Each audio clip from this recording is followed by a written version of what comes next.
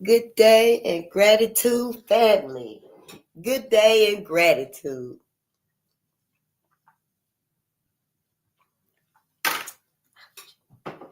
Good day and gratitude. This is Face the Nation on Bolden Unchained. And we are here to assist Black America and Black media with the uncovering and the condemning of the many agendas, events, projects, operations, bills, acts, laws, codes, plans, compromises. Y'all, it's so many studies against us. And that's why we're here. We are here on Bolden Unchained. We are not looking through a religious view. We're looking through a spiritual view here. We want to know what's the root cause of our self-hate. We need to find out the root cause of our self-hate. I couldn't wait to get home tonight so I can tell y'all what I have been thinking about y'all all day today was the fires that's going on and stuff. And then I was thinking about, remember the brother that was telling us that he drive trucks and he stopped at a diner, and while they unload the truck and stuff, and the elderly white man was celebrating his 89th birthday. And that the elderly white man told him that they would leave Black babies in the fires. So I've just been thinking about it all day. The fires. Like, where's the trust for us? Even now. Like before he had his change of heart. Who all did they share their dreams and fantasies, their golden memories with? Are those the ones that are the firefighters today? I mean, and it's fires everywhere. So many people lie about the fires. But I couldn't wait. Go to bed. I couldn't wait to get home.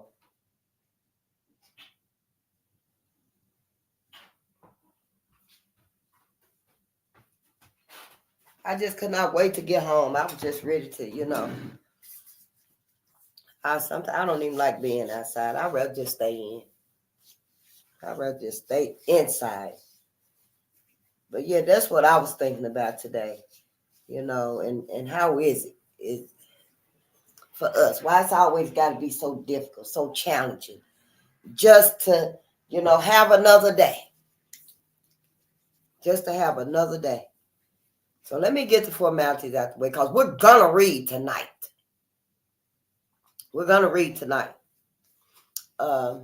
And we're here to help Black America and Black media, because we need to know the reason for our self-hate.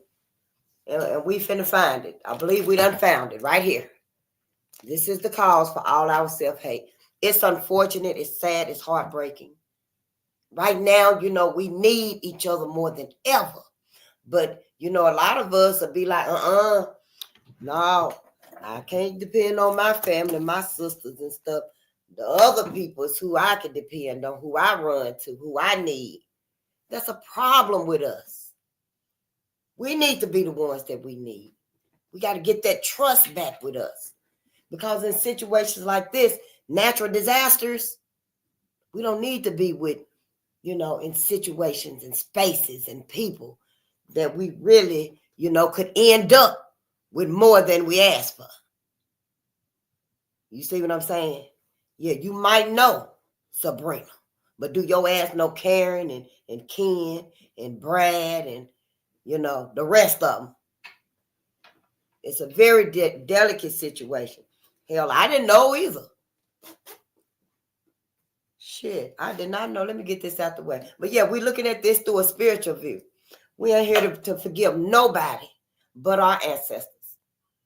That's it. I know we're forgiving people and stuff, and if you do, that's fine. Go on, do what you do. Keep your Jesus too, but add your ancestors to it. If you can't have no empathy, no love, no remembrance for our ancestors, I quite frankly would like you to go somewhere else. Cause we ain't talking about nobody else. We ain't finna read about nobody else. We ain't finna heal nobody else. We strictly first and final about Black America here. The well-being of Black America, the welfare of Black America, and the sanity of Black America. Everybody fucked up in the head. Everybody got white men's mentality. Everybody crazy as hell, violent, emotional, not thinking. Everybody fucked up. But when everybody turned that focus and that rage on Black America, we ain't even gonna be together to help each other. Hell, white America do it every time they feel like they gotta put us in place. It's just so much going on. I just feel like, we ain't got no choice but to get together. We got to band together. We don't know how it's going to fall down on our asses, but we better know it's going to fall down on us. There's too much going on to not, show our vulnerability. We're very vulnerable right now. We are so vulnerable right now. And that's because we didn't listen. Our ancestors, they told us everything. They left us everything. We ain't even got the stuff they left us. We don't have their blueprints and their models and stuff. Some of them we do. Some of our people did hold on to some things. But the other folks got too much of ours. That's why we can't build up nothing. We don't have nothing. They done pretty much done stripped every tool that was left to us. It's messed up. Them fires affected Black people too. A lot of Black people. But I was just thinking about them babies. How are the firefighters acting out there? I know, we say that it's changed. It ain't like that no more and stuff. But hell, that man was still alive. That man, well, I got the video. Hold on. I got the video right here. And it ain't the one that I seen, but it's still the one telling about brother when he was letting us know. And I can't get over it. And I stopped at this Denny's to grab a coffee because I'm addicted to caffeine. I went in there to get my coffee to go, and then I walked to the bathroom. But as I'm walking to the bathroom, it's this old guy sitting to the left with about 12 people that's celebrating his 89th birthday. I got a call from my dispatcher, and he was like, "Yo, you can chill, no rush. They're not ready for the freight, so you can relax a little bit." Sat down, ordered some food, so now I'm sitting like across from the guy that's celebrating his birthday. Time goes by, I'm down there at the end of my meal, and everybody that basically came to celebrate with him had left, so now it's just him and his wife. So as I get up to go wash my hands, I see him and I give him a smile. I'm like, "Happy birthday, young man, 89. That's a lot of memory to have." Here's the thing. I don't even know why I said that. He could have had Alzheimer's. I'm not even sure what I meant by that. Like, but that's what I said. And he said, "Well, thank you, young man." And he smiled and he kind of just stared at me, and I just walked back there and washed my fucking hands. So I come back and his wife is gone. She's talking to some other lady that goes to the same church they do. And he sees me, he says, "Come here, come here, come here." And I said, "Yes." And he said, "There are way too many things that I wish I could forget." And I said, "Yeah, man, you make it to damn near 100 years old. I'm pretty sure you got a handful of regrets." And he looked at me with the most serious look ever and said, "You have no idea." Well, now I'm curious. Do tell. He said, "I used to be a firefighter through the 60s and 70s." I said, "That's what's up. That's a very commendable job." And he said, "Yeah, it should be." He said the 60s and 70s was a different time in every way possible. You know that, right? And I'm just like, "Yeah, no shit." He said, "Back in those times, I was a way different man, and who knew that we'd get to the point where we are in society today, and I'd be feeling the way I'm feeling about the decisions that I made back in those times." So I'm like, "Man, if you won't fucking tell me, bro." So right before he took a very long pause, he looked at me and said, "Back in those times, it was very common for firefighters that looked like me to leave people that looked like you in burning houses and buildings and horrible situations just to say they couldn't get to us." He said more times than he'd like to admit, he would hear screaming black people and children in burning buildings and houses in apartments and stores and cars, and he would literally just pretend he didn't hear it. Hmm. He said his last time doing it was when he made eye contact with the baby that he deliberately went into a building to save and deliberately didn't. And he said that was the last time he did it, and he quit that year. He said the nightmare still hasn't stopped. He still hasn't forgiven himself, and therapy helps, but it's still a living nightmare to have those memories. And I guess that shit just shocked me so much because when it came to firefighters, I never thought of them like that. Like when it came to like police officers, lawyers, and judges, and everybody else, we knew they didn't give a fuck, especially police officers. We knew they didn't give a fuck about us. But I don't know why that didn't click to me that no, it was everybody that hated us. Everybody. Everybody had a hand in deliberately making our lives worse. When I calmed down from being mad enough to want to pull the plug on his ass, I thought about it. I thought about it. Whether you want to increase sales, generate leads, or build brand awareness, Google Ads can reach new customers and make your And I was like, of course they did this. Of course. Of course they did this shit. Duh. Like, why was I even shocked? Like, of course. But it is something that I cannot think about for too long because that visual of you fake going to save somebody and not saving them because of the color of their skin and the entire 911 understanding because, oh, yeah, you couldn't get Jamal. Oh, well, just another one gone. Like, that shit, I don't know. Yeah, it makes you wonder, right? It makes you really wonder how many times in different professions, in the hospital, EMTs, firefighters, like he said on there, he said, we never was surprised about police officers. We always knew that, you know, which is most black people, they know that. But the way he had the epiphany of like, why wouldn't they? I always looked at them as, you know, the good people.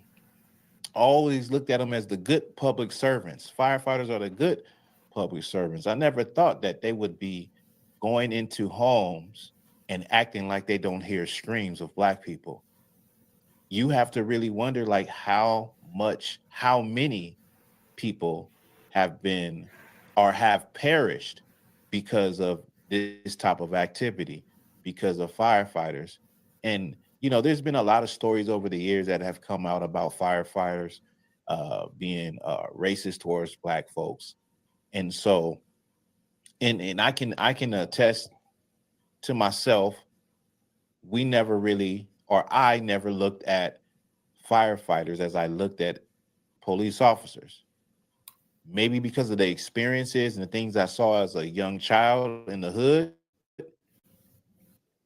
I looked at police like police are in a league of their own. I looked at firemen as though they're superheroes growing up. Like you want to be, and then it's ingrained into our head that these people are heroes of society because they're coming in to save people's lives. They're coming in to put out fires. Recently, with the fires that you see that's going on all over Southern California, Won't you? you have to wonder, hearing this Oh, story, you have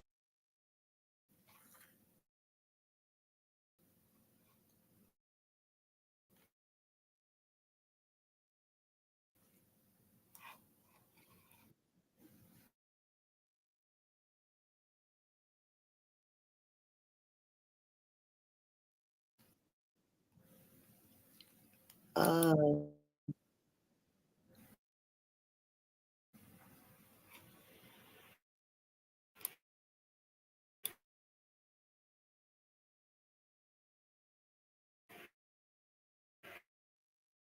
just try to get.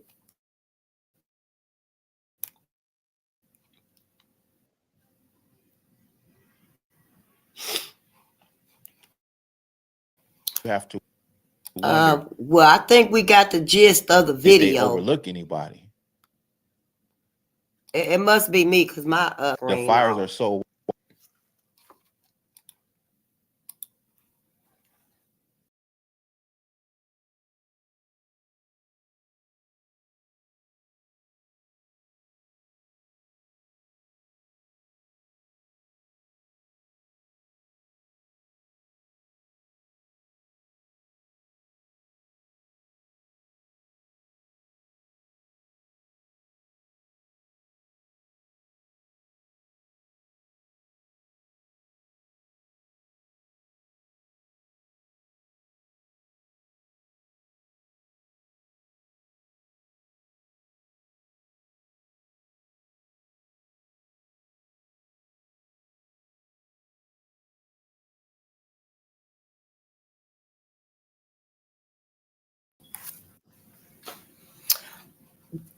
Good day, family. Yeah, it just started loading and then the screen went black and it took forever to delete that video. But I think we got a gist of what the brother was saying. And the brother that was actually sharing it, I think it was Black Authentic Truth. Because Black media is telling us everything we need to know now. It's very crucial. I just feel a certain type of way, about us. I know, we got friends and family and stuff, but what does that mean when we stabbed in the back again as a people? We need to be able to depend on us. Always. Foremost, we need to be able to depend on us, and we can't. So, we're looking at this through a spiritual lens of loyalty, because we need to know and feel that we can be loyal to us. We got to be loyal to us. We can't be riding down on each other and manipulating each other, backstabbing each other, trying to be the hardest, trying to be harder on us than they was. We can't do it no more. They done fucked our minds up. But we got to make a change for us. We got to change our mindset. Don't we get it? These people literally told us that we was crazy from wanting to escape from slavery. Who the hell would tell somebody? How backwards is that? That's why they tell us anything. Because they feel like, hell, if we could tell them that, they'll believe anything. And also, we're looking at this through resilience. Because we need to know we can survive. We have survived with nothing.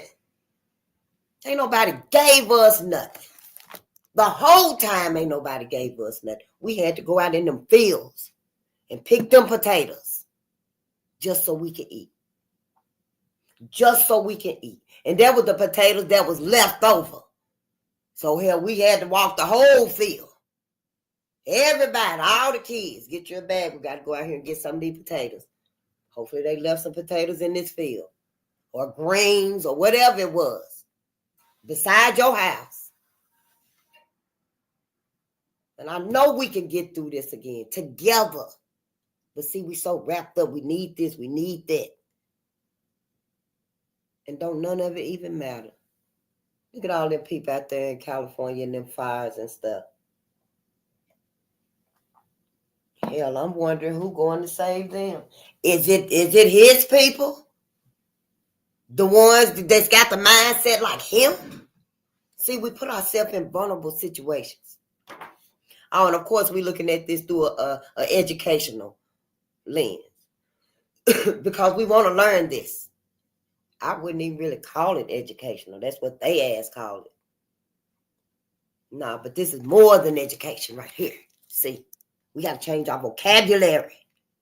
The way they got our ass talking and shit. This is more than education. We need to know these things. And, where my glasses at shit. Yeah, I've been thinking about that little old man all day. Couldn't wait to get home. Because I started thinking about the fires. And I was thinking, I hope everybody, abide by the evacuation. Because, some people won't leave their homes and stuff. And some people can't leave. But I'm just hoping that everybody, white folks and black folks, everybody that's over there, that they get to safety and stuff. Then I start thinking about that little man. And I would wonder, well, hell, I wonder how many of them is thinking like him. How many of the firefighters? They still alive. He said he was 89. He ain't been retired but a couple of decades probably. But the ones that he done told about the stories and how they used to do it, how the good old memories, going down memory lanes, and you might embellish the story. So, now we got them that they were hearing the story. Might have been young kids, might have been teenagers, young adults, middle age. We'll never know. We just know we vulnerable to them. Our asses is vulnerable to them. We got to run to them for everything before we can even come to us. That's because we don't care. We let them do it instead of us doing it. Oh, man, for real, ancestors. I done misplaced the darn copyright. Where is the copyright? Because I sure don't remember. No, I don't remember. I haven't even tried to say it without the paper. But, here it is right here. I'm going to work on saying it without the paper so I can go on and learn it. I can. Copyright disclaimer under 107 of the Copyright Act 1976. Allowance is made for fair use for purposes such as criticism, comment, news reporting, teaching, scholarship, and research. Fair use is a use permitted by copyright statute that might otherwise be infringing. Non-profit, educational, or personal use tips the balance for fair use. So, yeah, family, we can study. We can study everything. And they put everything in these books, too. They put everything in these books. This here is actually our third book. Yeah, I think this is our third book. We read Racial Violence in Kentucky, 1865 to 1940. Then we read Red Summer first. Then we read Racial Violence in Kentucky. Now we're reading Racial Violence in the United States because we want to find out, where did all this self-hate come from? Now we need to find out, where did this self-hate come from? Who taught us to hate ourselves? How? Why did they do this to us? What's the plan? What is the ultimate plan? And it ain't pretty. We don't want to find out what it is and stuff, but we keep saying Black America need to fix themselves. Black America this, Black America that. Nobody is saying, why are we doing these things to ourselves? We got to find out what's going on with us. Where is the hurt?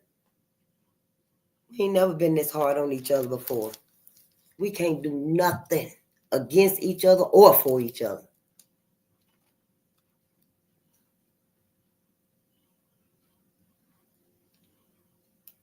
We got to at least care before we, leave from here. I don't know about y'all, but, I know we ain't going to be here forever. We leave our babies with this right here. Hell, ain't no telling what's going to happen.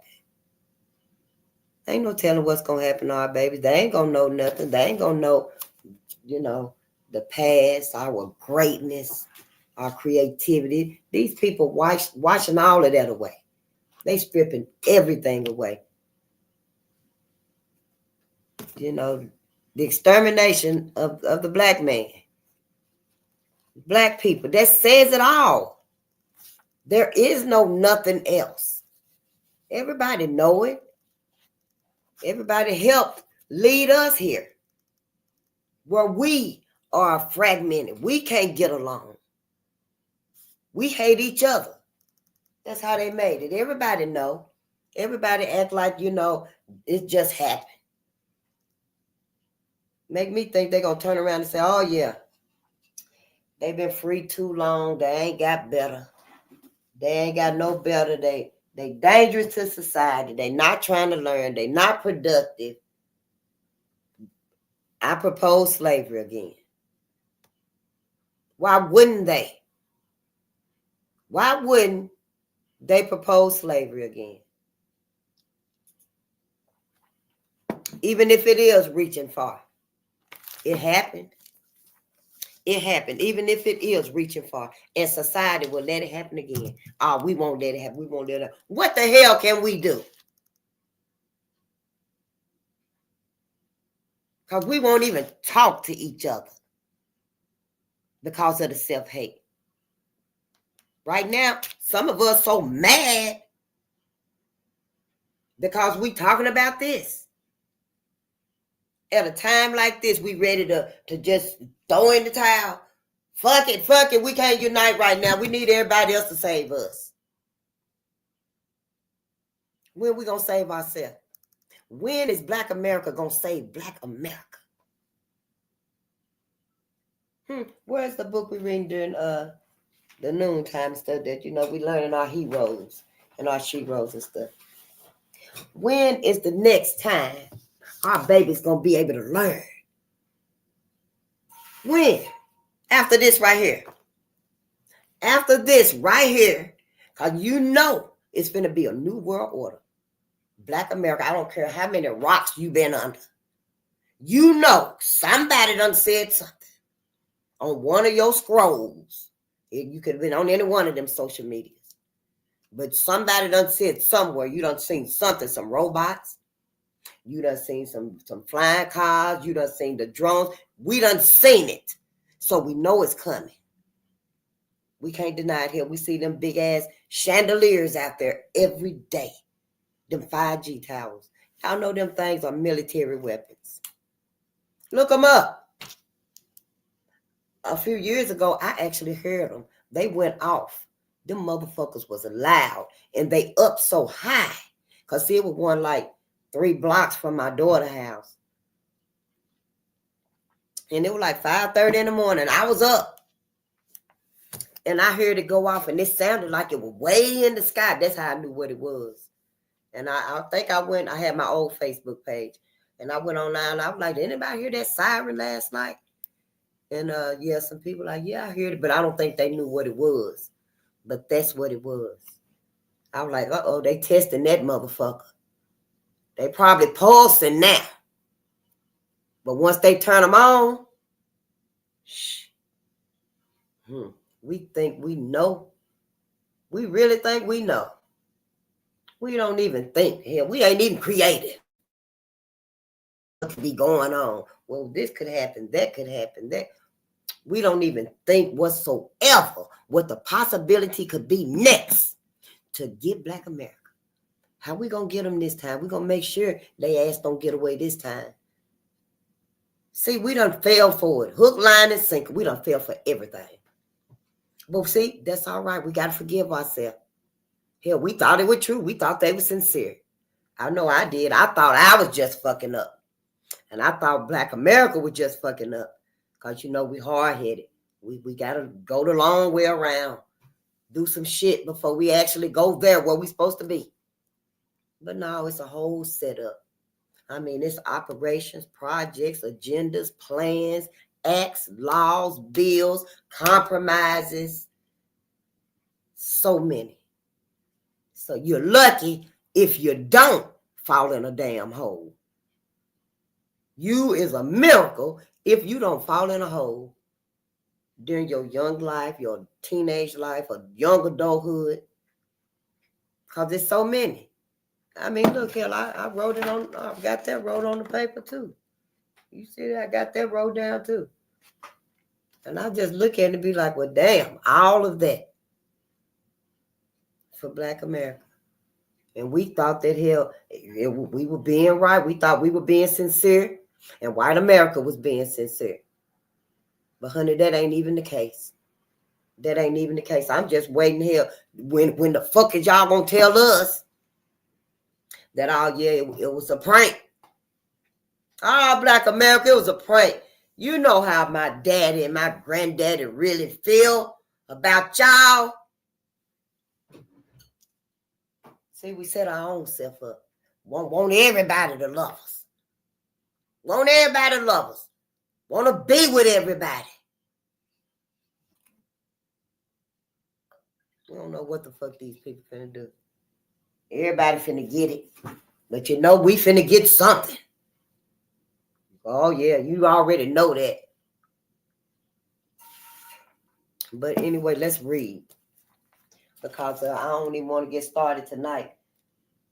Yep. You know, I ain't even finna browbeat us and stuff like that. We just finna read. I'm not even gonna, go there. Yes, I am. Because the brother that tried to make a live about me, your motherfucking ass, damn it, man. You gonna make a live about me talking about I'm ignorant, my slave mind. I hope your ass on this live tonight. Let me see if your motherfucking ass on here tonight. Damn it, man. Gonna actually make a live and call me out and call me slave-minded. For what? Over some motherfucking numbers. I think I said, white America, they'll kill, you know who? They'll kill 10,000 of their own to kill 100,000 of ours. Is that what your ass was talking about? Because I already done told everybody, hell, I don't know the statistics. I was just pulling up numbers. Your ass, damn it, man. Damn it, man. Yeah, you, Well, now you know. You try to call me out now, I just let your ass know. You better unsubscribe yourself. Get your ass off of my page. Right now. You better not let me get on my live, on my page. Because I don't like saying that either.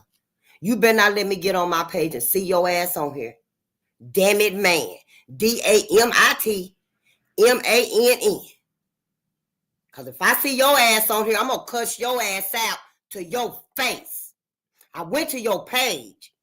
Your ass trying to get some views and shit on your channel because you going around talking about black people. Damn it, man. So I'm going to let you take that motherfucking video down. Now you can leave it up. Matter of fact, keep your ass here. Because you is what self-hate look like. Your ass is the one that we talking about what self-hate look like.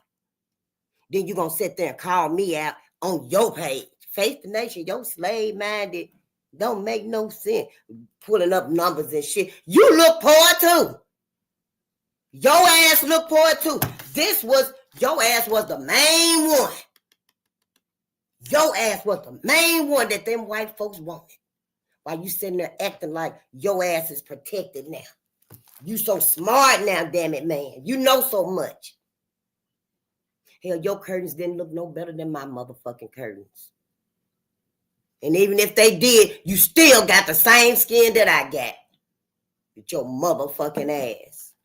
I hope you do come on there and I put my glasses on and see your ass in the audience right there. I'm going to cuss your ass out. And you going to sit and listen or unsubscribe and take your ass somewhere else.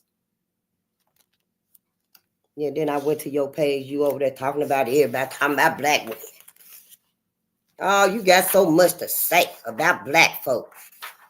I was like, yeah, you must have been feeling good. Oh, she ain't saying nothing. Yeah, she ain't saying nothing. Because I wasn't at home. I wasn't going to say nothing tonight because I commented on it. But, yeah, I don't know if you're going to even see that. But since you called me out, we going to motherfucking talk about it right now. Shit, you know where I was at to subscribe. So you can say that bullshit. I wish I could show y'all what his ass said. Talking about, slave-minded face the nation. Then I went on there, he talking about some army sister. Oh, you can tell you ain't got the bag because you in the army. What the fuck have your ass did? Nothing. I actually thought he had a white wife or something, but I don't think his ass even got nobody.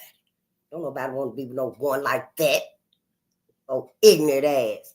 Out of all of that I've been saying, all he can bring, 10,000, it ain't 10,000. I think I said something about, it might be like a certain amount of us that become, a success story. Or maybe a rapper, or athlete, or what have you, a lawyer, anything.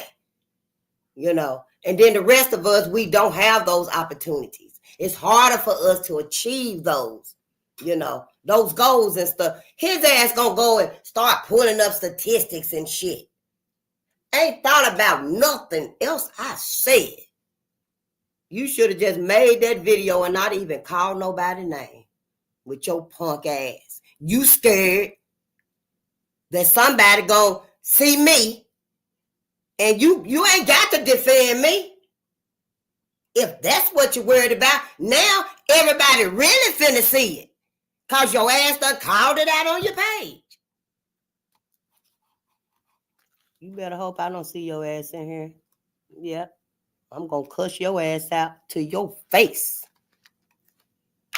Well, I said last night we was on chapter 5, but I really don't know because I've been looking through this right here, thinking about that damn it, man. How I'm going to cuss your ass out when I see you on here. I'm going to act like I ain't said nothing, but mad because I was talking about white folks. I guess this word's finna start, y'all, because I told y'all I felt it coming.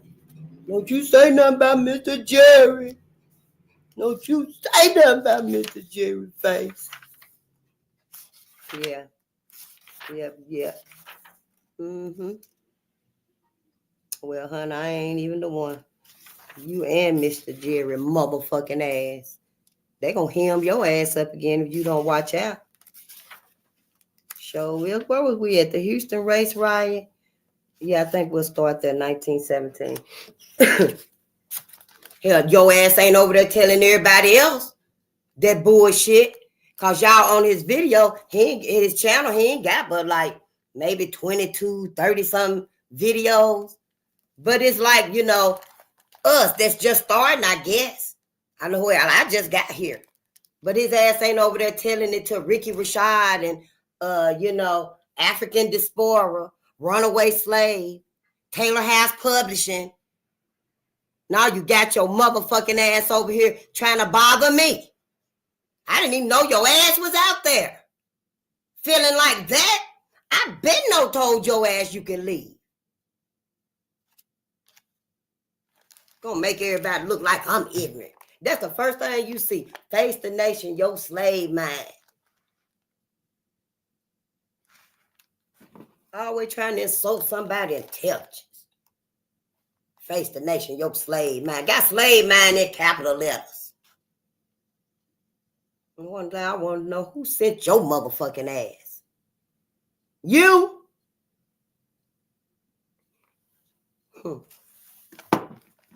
Yeah, go, oh, slave minded. What face the nation? Slave minded. Let me check her out. Shit, your dumb ass. They ain't even heard nothing I done said, just seen your title. Shit. The Houston race riot, 1917.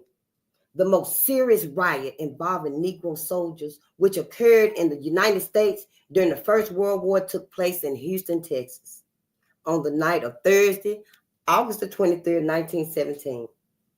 At that time, over 100 Negro United States Army regulars seized rifles and ammunition. Yeah, we read this. Seized rifles and ammunition by force and marched upon the city.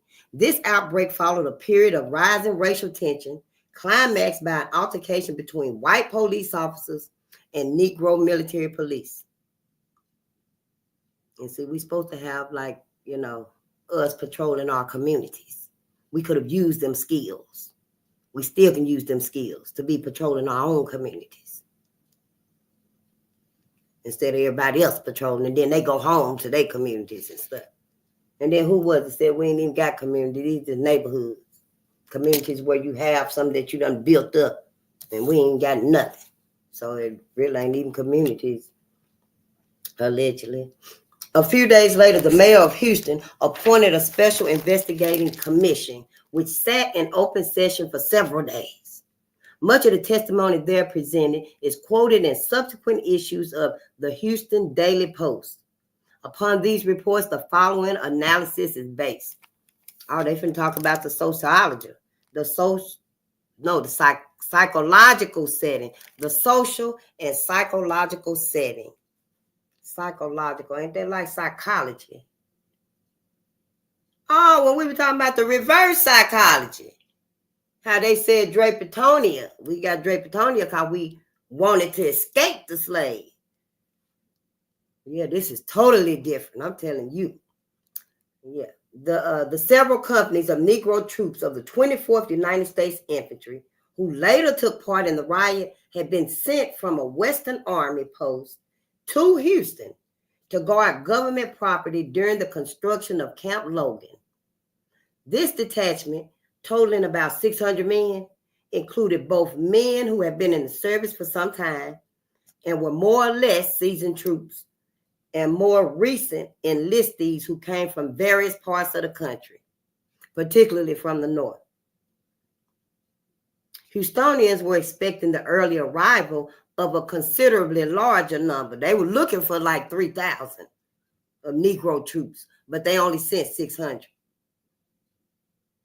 And you know, the 3,000 was supposed to be also with white National Guardsmen from Illinois. Because it says Houstonians were expecting the early arrival of a considerably large number of Negro troops, along with the white National Guardsmen from Illinois, who were to be housed at Camp Logan upon its completion. In addition to some of the white guardsmen, one company of Negroes had arrived on Monday, August the 20th, and August the 21st. The anticipated arrival of further substantial contingents of Northern Negro troops, alarming in itself to some Houstonians, gained special significance in its relation to the hotly debated issue of local prohibition. Another point which needs to be mentioned is the fact that Houston was currently being considered by military authorities as the site of a new aviation center. Probably this circumstance had something to do with the lack of public admission of the race tension, which was mounting prior to the outbreak itself. Oh, so they just let it build up because they wanted to get that aviation center. So they just pretty much just let it build up and build up. Of course. A final element in the situation, which may or may not have been of importance, was the fact that early in the week during which the riot occurred, there was a change in commanding officers at the camp. The new commander, possibly less experienced than his predecessor, apparently had not fully gained the respect of the Negro troopers. This brief resume of the objective social factors in the situation leads to a consideration of what various segments of the population of Houston were thinking and doing, and particularly what types of interracial interaction patterns were developing prior to the riot. The following elements in the psychosocial situation which spawned the Houston riot are then identified and documented by press clippings. 1, the local press. 2, the law enforcement officials. 3, white officers in command of Negro troops. 4, prohibitionists. 5, white workmen, members of the construction crews working at Camp Logan. And 6 is the streetcar motormen and conductors.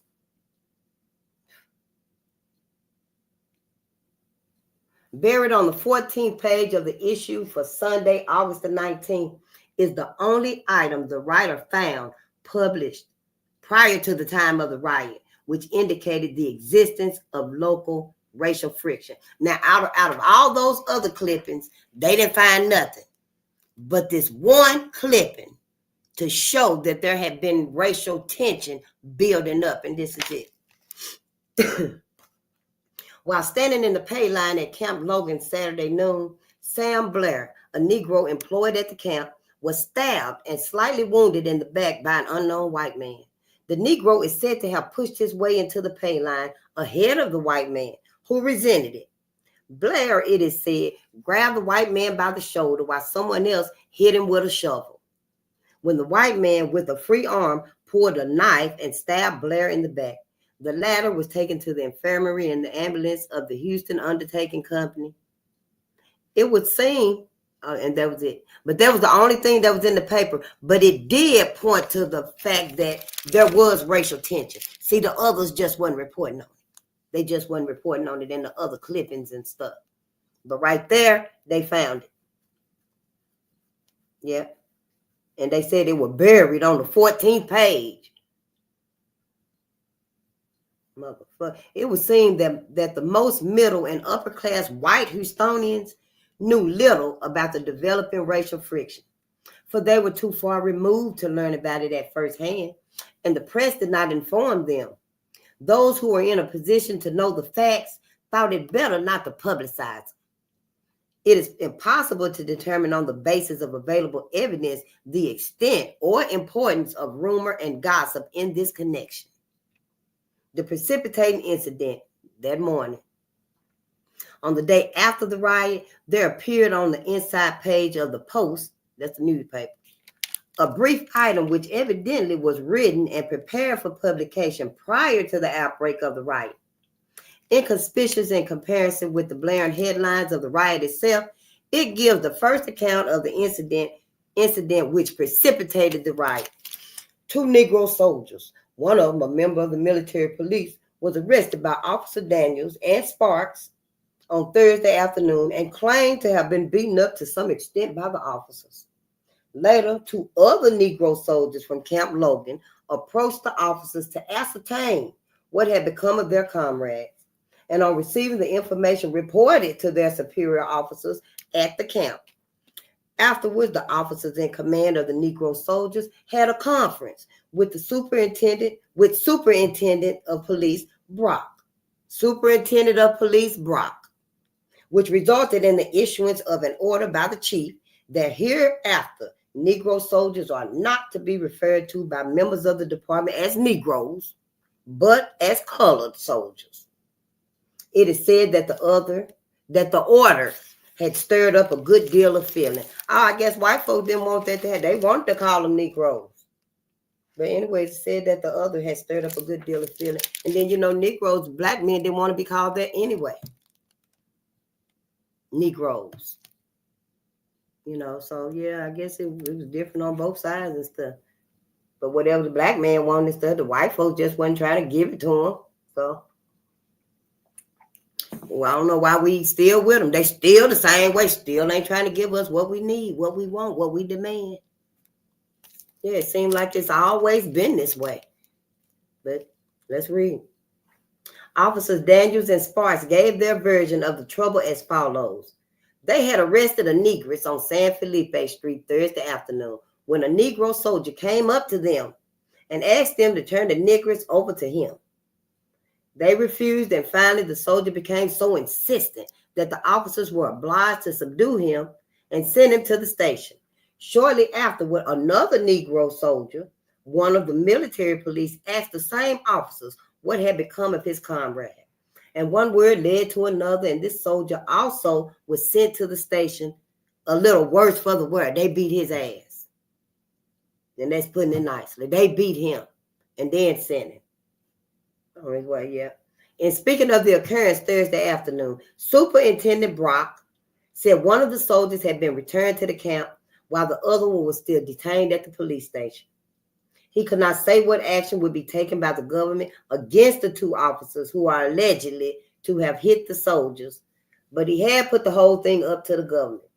The chief said he was doing everything in his power. He was doing all he could to preserve order between the 2 elements and would continue to do so. Now, it is worth pointing out that the central importance of this incident is admitted in the front page major story of the riot, following a brief version of the same incident. From every source Thursday night, reports came that this treatment of the troops led to the riot. Real big. To avoid confusion in the material about to be presented, it should be noted that the trouble referred to occurred Thursday morning rather than Thursday afternoon, as the above account has it. They already were lying. It seems hardly necessary to state that the order issued by Superintendent of Police Brock regarding the mode of address to be employed by police officers in dealing with the Negroes and dealing with Negro soldiers was later stricken from the police records. It seems hardly necessary to state that the order issued by Superintendent of Police Brock regarding the mode of address to be employed by police officers in dealing with Negro soldiers was later stricken from the police records. So they took it off the police records. At 2 points in the investigation, testimony was taken regarding the incident which precipitated the riot, and certain basic inconsistencies between the versions of the white policemen who had participated and of other informants were clearly developed. The crux of the matter seems to be whether the treatment of the Negro soldiers by the white civil policemen was justified. The following is that of the white policeman. Mr. Sparks said that he and his partner arrested a Negro woman on Bailey and San Felipe Streets Thursday morning on a charge of abusive language. They took her to the police box at San Felipe and Wilson Street and sent in a call for the patrol wagon. While waiting there, they saw a Negro soldier running toward the Negro woman, and when told that he could not have her, he said that he would take her anyway. Sparks said that he told the Negro Edwards 3 different times to get back, but that when he kept coming in, he struck him 4 times with his revolver. He then made him sit down and wait for the patrol wagon, and he and the Negro woman were put in it together and sent to the police station. Edwards was drunk, he said. Everybody told their version. And I don't believe none of them. But that's what they said. That's what they wrote in the book. Let's read and see. Officer Sparks was called to the witness stand a second time in the course of the next day of the investigation. This time he was quoted as follows.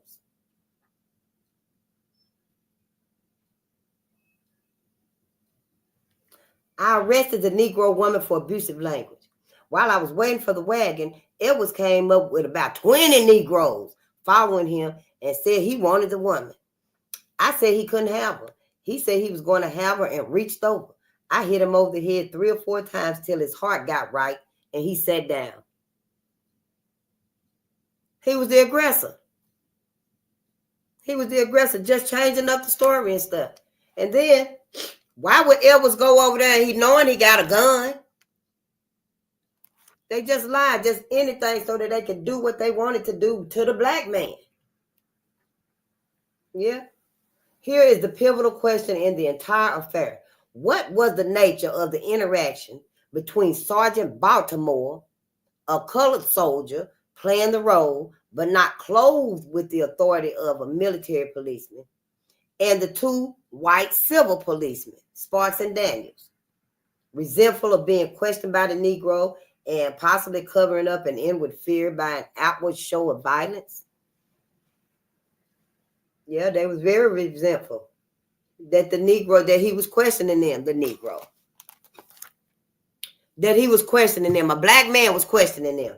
And even today, oh yeah, I can see it now. Sometimes when they, somebody call me girl, don't call me girl. Call me by my name. Do not call me girl. Brother and sister can call me girl, but can't nobody else call me girl. No, do not call me girl. Well, what do I call you? Call me by my name. That's all you got to say. Face. You ain't even got to say Miss Face, just face. Ma'am. Hey. Because I be feeling some type of way. The shit is mind games with us. I feel that way about a lot of motherfucking words. Sure do. No, don't come at me with that shit. Don't even say nothing to me. If I sneeze, don't even say nothing. I better not look over there and you finna say bless you. Those that know me don't even say nothing for me. You see me in the morning time, if you ain't finna say a good day, grand rising, peace, what else do we be saying? We got a couple of greetings. Now, we ain't just got to say good morning, because I ain't gonna say it back. I might say good day, but there ain't no guarantee, just depend how I'm feeling. Because we got to learn. We got to learn here. How they gonna learn if I don't do it? Be like, oh, I didn't know you didn't want nobody to say bless you. Well, now you do. Hell, I can say prosperity myself. Either you say prosperity or don't say nothing for me. Because all these words and stuff, everything we've been given since integrating in this matrix, this society. It's unbelievable to me. It's just really unbelievable that we are actually still under these people. This long, though. I mean, I know it's hard to leave. I know it's hard to leave that which you love and that hurt you. But damn, 500 years? I don't know. I guess all of the progress we made probably been like flowers, huh? All the progress we done made is kind of like flowers. Black America see it like, yeah, makeup flowers. Yeah, like white America love us and giving us our bouquet of flowers after they done beat us down. Man, why come folks didn't tell us this? They could have been no told me, hell, I would have done something. I would have said something. They could have been no told us. Look at here, face. You know we up in these positions. Look at here, face, and products and services. Y'all know we up here in these positions. We really can't speak to our people like that, but y'all can. So let me tell you what's up. Why the fuck they couldn't do that? It's somebody somewhere that we can always talk to. Farrakhan right there, to at least try to save us. Don't anybody at least think about saving the rest of us? It just blows my mind. I don't even know if we're gonna get through the book. I mean, whoa, wow. And then look, it's got some math in it. Graphs and stuff. Yeah, get your science class ready. Get your math class ready. Yeah, I'm going to need to know how to change the oil and, I need some brushing up on changing the tires and stuff. Y'all going to have to teach us everything because us sisters, we don't know. What the dude we listened to him showing that the sister was walking down the hallway and the man just came up behind her trying to kidnap her. And he just said it right then and there. We've been with those in our lives that ain't taught us nothing. See, we got to change this whole thing for us to get right, for us to be prepared. We sure do. We can't just keep sitting by. Yeah, we reading to learn about the self-hate, but we ready to put action to what we doing and stuff too. We got to. Sure do. Shit, hell, I'm very active. Sure, we ain't even got to go to Planet Fitness nowhere, honey. We can go to the backyard. We can go to the backyard to learn what we need to learn. And let a motherfucker walk up and grab us from the back then. And our brothers done taught us how to defend our motherfucking self.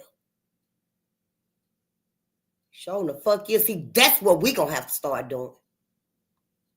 Too bad, hell, I'm surrounding all this damn snow and shit. But when you there, I know some of us is where the weather's still pretty. Shit, gonna get out there here, get you some nunchucks, or take some archery classes, taekwondo, mixed martial arts. That's what we gonna have to do, sisters. Can y'all see it? Shit, Pam Grier. I know, right? Shit, and we're gonna have to let our brothers teach us. Fuck the dumb shit. We ain't gotta go to Planet Fitness and all them sports and shit, LA Fitness. We can go right there to our backyard and learn what we need to be learning. Because we are gonna have to start protecting ourselves and get off the phone. Hell, if we ain't reading no book while we out in the shit here, get off the phone. Yeah, we got to start making changes and shit here. I'm like, here, don't get me caught up. Don't get me caught up in some bullshit because Black America ain't been paying attention. Because they saying the fires was planned. All the fires, they said them fires was planned, y'all. We got to quit getting caught up. Got to quit letting ourselves get caught up like this. It ain't serving us no purpose, putting all our effort, all our love, all our faith. Oh, I give my benefit of doubt to white people. Oh, I love Sharon. Sharon's been with me forever. Yeah, her ass ain't gonna never leave you either. Yep, just making sure that big brain turned off. Every time you try to turn it on, she bump up against it. Turn it right back off. See, we got to start thinking. I know it's a good story. It's a good lie. Yeah. So, let's read. Superintendent of Police Brock was recalled to the witness stand and was questioned by Judge Henry J. Dannenbaum regarding the encounter between Sparks and Sergeant Baltimore and the latter's arrest.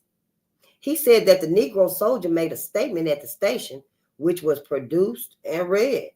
He said Captain Heg Skekerjan, Shekerjan, Shekerjan, Detectives Dowdy and Fife, and he were present at the time, and they heard it.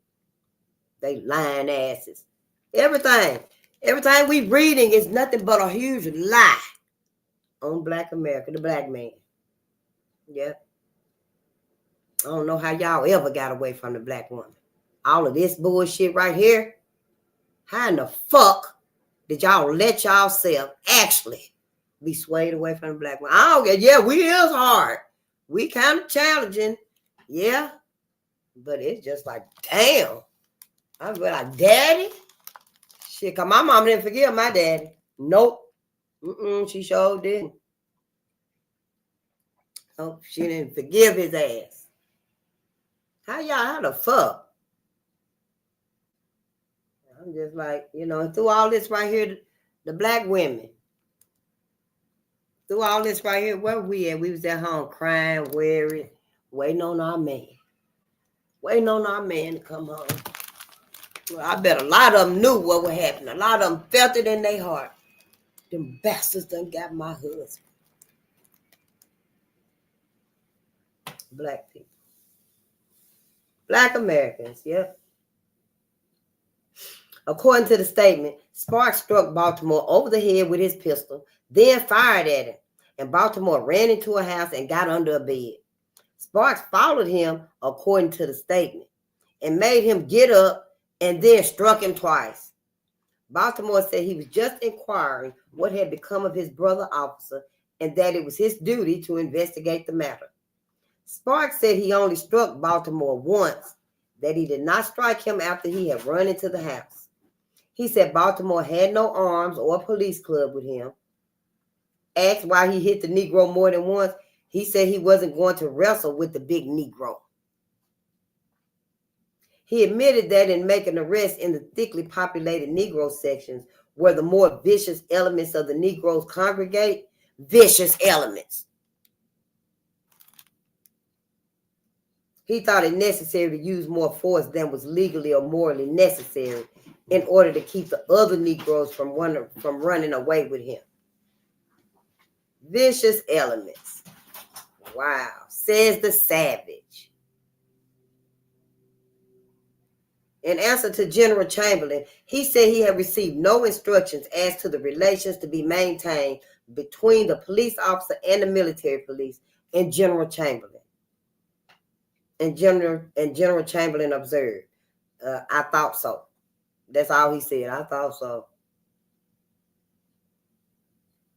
Sparks and Daniels made a verbal statement, said Mr. Brock, and he told Sparks he would be suspended in the morning.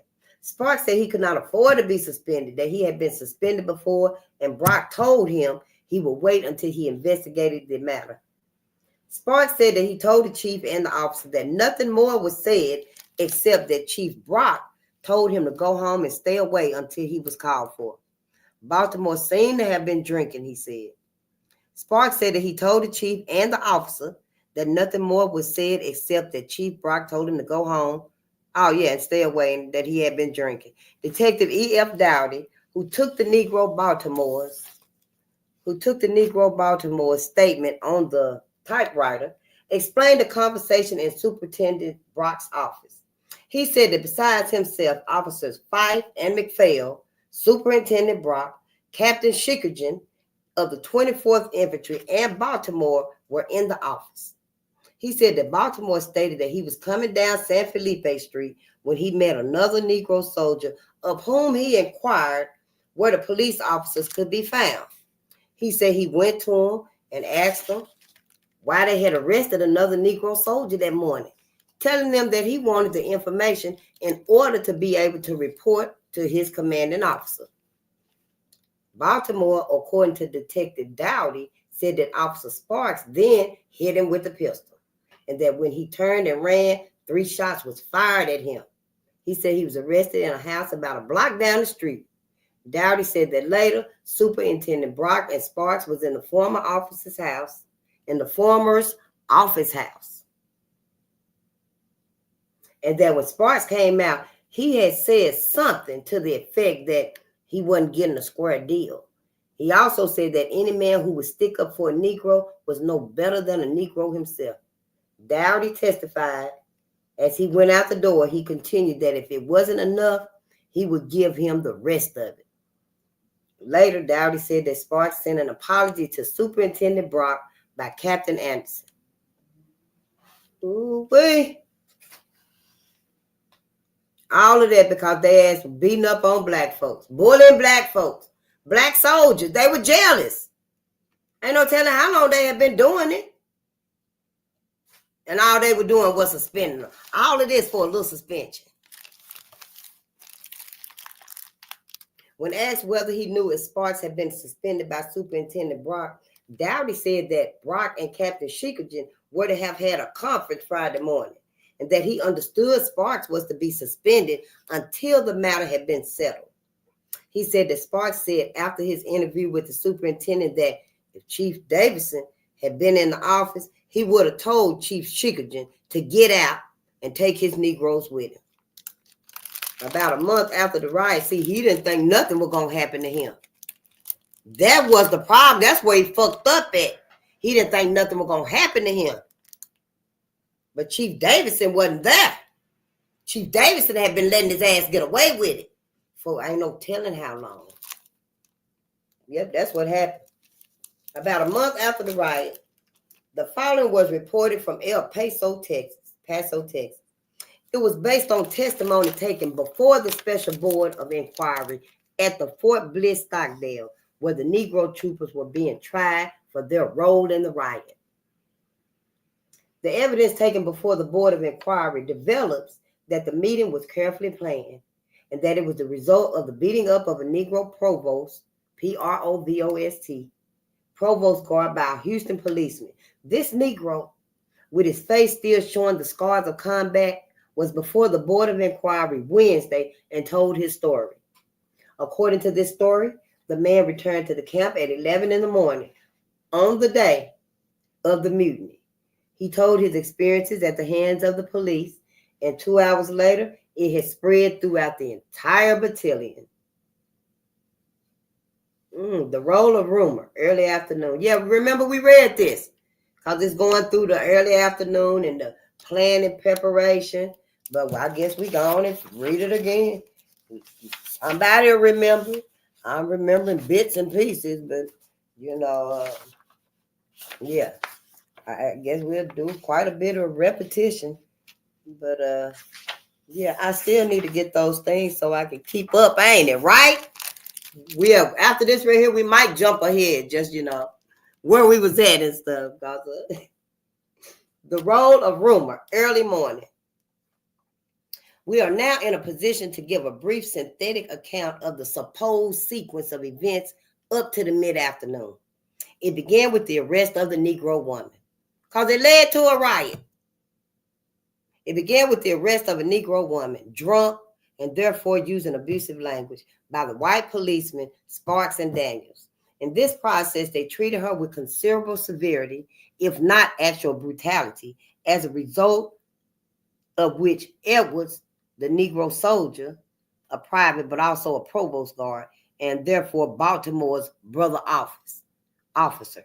That's why Baltimore was upset, because they was like, brother officers. Both of them was officers, like brother. Give me some dap like that. But Baltimore didn't see it like that. Baltimore was like, fuck that. How the fuck did this nigger get to my standard? The hatred. That's why it happened.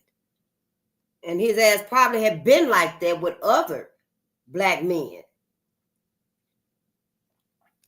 No, it's okay, if you're going to be, a janitor or maybe a chef, I guess. But to be, of a high position, yeah, white folks don't like that. So, yeah, he had a problem with that. This led to his beating, arrest, and incarceration. But as he was not kept long at the station, he was able to be back at the camp in the late morning. Camp Logan. Early in the afternoon, Corporal Baltimore, another provost guard, attempted to locate the police officer stationed in the San Felipe district to find out what had happened to Edwards and why. Directed by another Negro soldier, he soon located Officer Sparks and Daniels. Being refused the information he sought, he attempted to escape from the policeman, was chased, shot at, captured, beaten, arrested, taken to the station, and locked up in the early afternoon.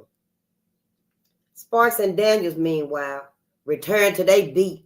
They went back out on the street, where they were subsequently approached and questioned by a pair of Negro soldiers whose demeanor was such that they saw fit to reward them with the desired information. Meanwhile, also, the story of Baltimore's ill treatment at the hands of the same policeman who had that morning beaten up Edwards had been carried back to the camp by the soldier who had directed Baltimore to the policeman and who had hung around awaiting developments. Oh no, y'all, I had it wrong. Edwards is the Negro soldier. Baltimore is the white man, but they are like, brother soldiers. You know how you be in the army and you see somebody else in the army and y'all got that brother thing, because y'all both was in the army or any military, veterans know veterans, that type of thing. Yeah, so Baltimore, he had the problem with any black man that was there, that reached that status that he was at.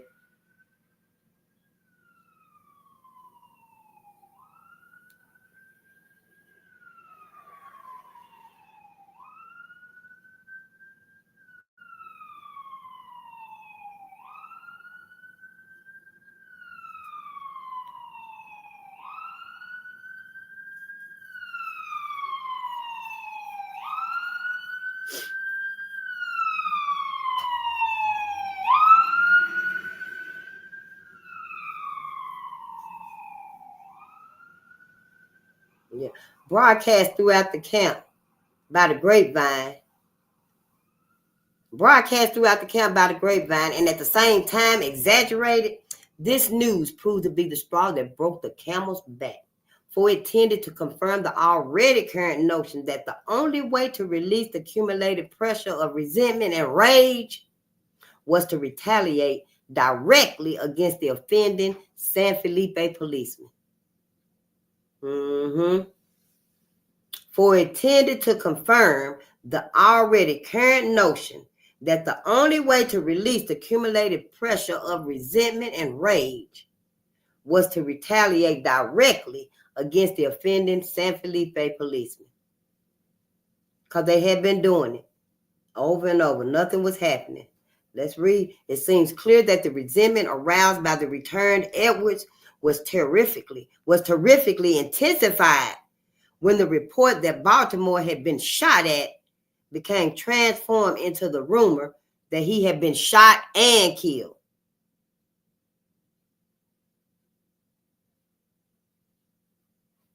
Yeah, so they lied and said Baltimore had been shot and killed, and it just happened. Didn't take much. I mean, that's why it's not going to take much this time. It's not going to take much this time. Once Black America really starts, don't go back to white America, and we continue, healing us and building us. It ain't gonna take much. White America, they're gonna have to release that rage, that energy. It's inevitable. I don't know why we don't see it. Why we attempting to make our new building, build ourselves up again. I'm just saying, be cautious, be wary. We can't act like hell, our weakest links are our only enemies. They ain't the only one here that want to ride us and get down on us. They learned it from these people. Yeah, shit, don't catch me off guard. Hell, because don't nobody want to say what really going on. Shit, don't do me like that. Hell, tell me, I'll do it. Shit, your ass ain't going to say it here, but slide a note or something. Morse code. Hey, Face, let me give you this right here. You do it. Here, take that. Yeah, we can't be goddamn scared all the time. afraid to say something, afraid to speak up, afraid to give it to somebody else. Plan and preparation for and execution of the riot, mid-afternoon and later. Plan and preparation for and execution of the riot. So in other words, like planning of the riot, preparation for the riot, and execution of the riot. Mid-afternoon and later. James Divins, D-I-V-I-N-S, member of Company 1 of the Negro Regiment, in an affidavit obtained by the District Attorney's Department, stated that he came off guard duty at about 2:30 and heard some of the men of his company talking about Corporal Baltimore having been shot downtown by a police officer.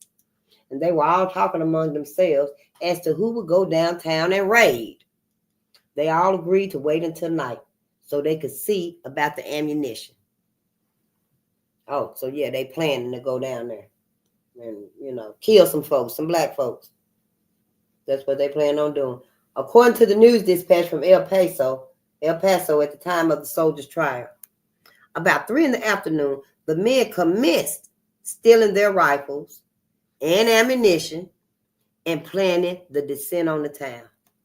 The real leader of the mutiny, Sergeant Henry, committed suicide with his own pistol rather than surrender. Yeah, that's what it says. Yep. The real leader of the mutiny, Sergeant Henry, committed suicide with his own pistol rather than surrender. And that was on September 20th, I guess, because it's in parentheses. The news that the imminent riot spread quickly from soldiers to civilians. Saeed E. Hartwell, captain of the temporary fire station at the government warehouse, was in response to the quick. Now, let me read that again. Saeed E. Hartwell, captain of the temporary fire station at the government warehouse, in response to the question, did those men, talking about the Negro guard, did those men tell you anything of the trouble? They said when the wagon came that night bringing provisions, the men had been told that the police in town had shot one of their number. When they left the camp, they said they were going to the police station to get revenge. Leroy Pinkett, a Negro soldier previously quoted, asserted in his affidavit, it was getting late then, and we stood retreat at 6 o'clock, and then our men began changing by talking. I heard Sergeant Henry of our company say, well, don't stand around like that. If you're going to do anything, go ahead and do it. After that, I saw some of the boys slip over to Company K, and I heard them say they had stolen the ammunition. Then Captain Snow called the men out in line. He asked what we were doing and ordered a search made for the ammunition, and also ordered that our rifles be taken up. Another sergeant, I forgot his name, took up our rifles from our tent. In the same talk, Captain Snow told us that Baltimore was not in the wrong. I heard him say that. When he was in the wrong, he was always in the wrong. A white grocery salesman, B.A. Calhoun, testified as follows. I took Captain Snow to the police station. We went to the station at 4:30 and returned at 6 o'clock. What was the temper of the Negroes? They were certain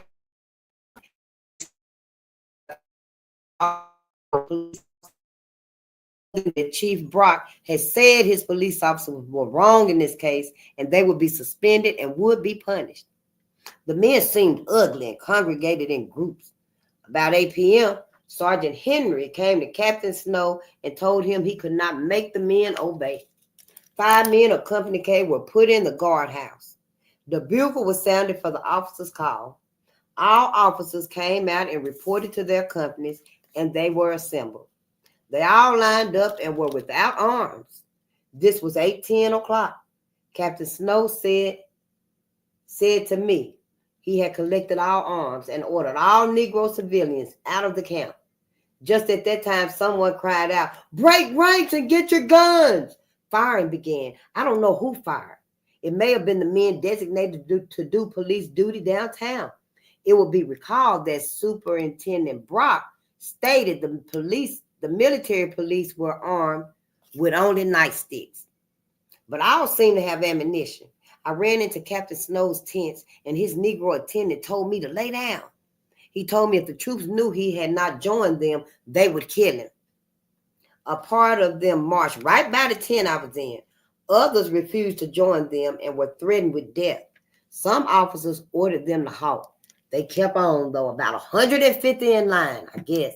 Someone said, "Stop firing, save our ammunition," for we were needed later because they were finna fuck up some shit.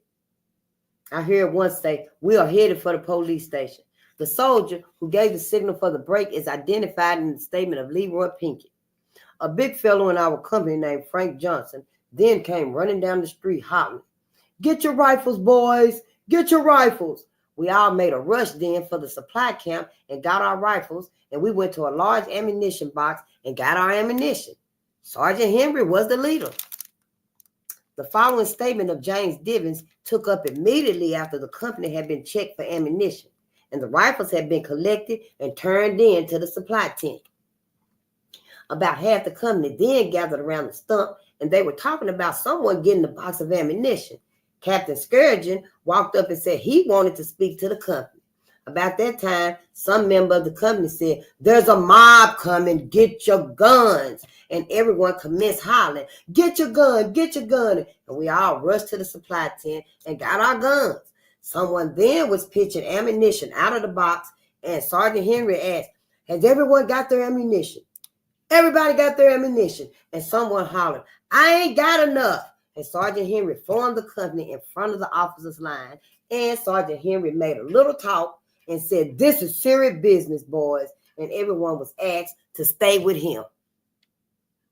As we all went off towards town, I heard a demand to halt, but it was not given by anyone in our company, and no one even obeyed the command.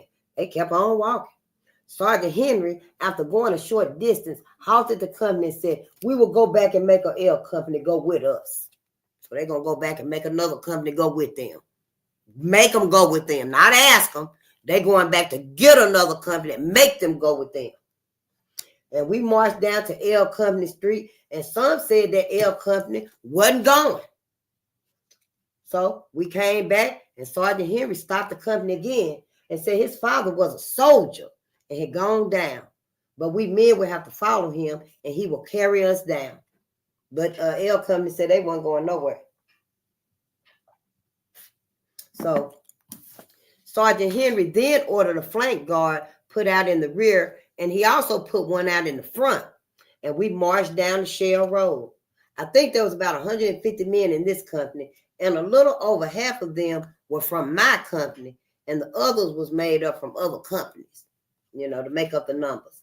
None of the men was drunk that I know of. They didn't seem like they was drunk to me.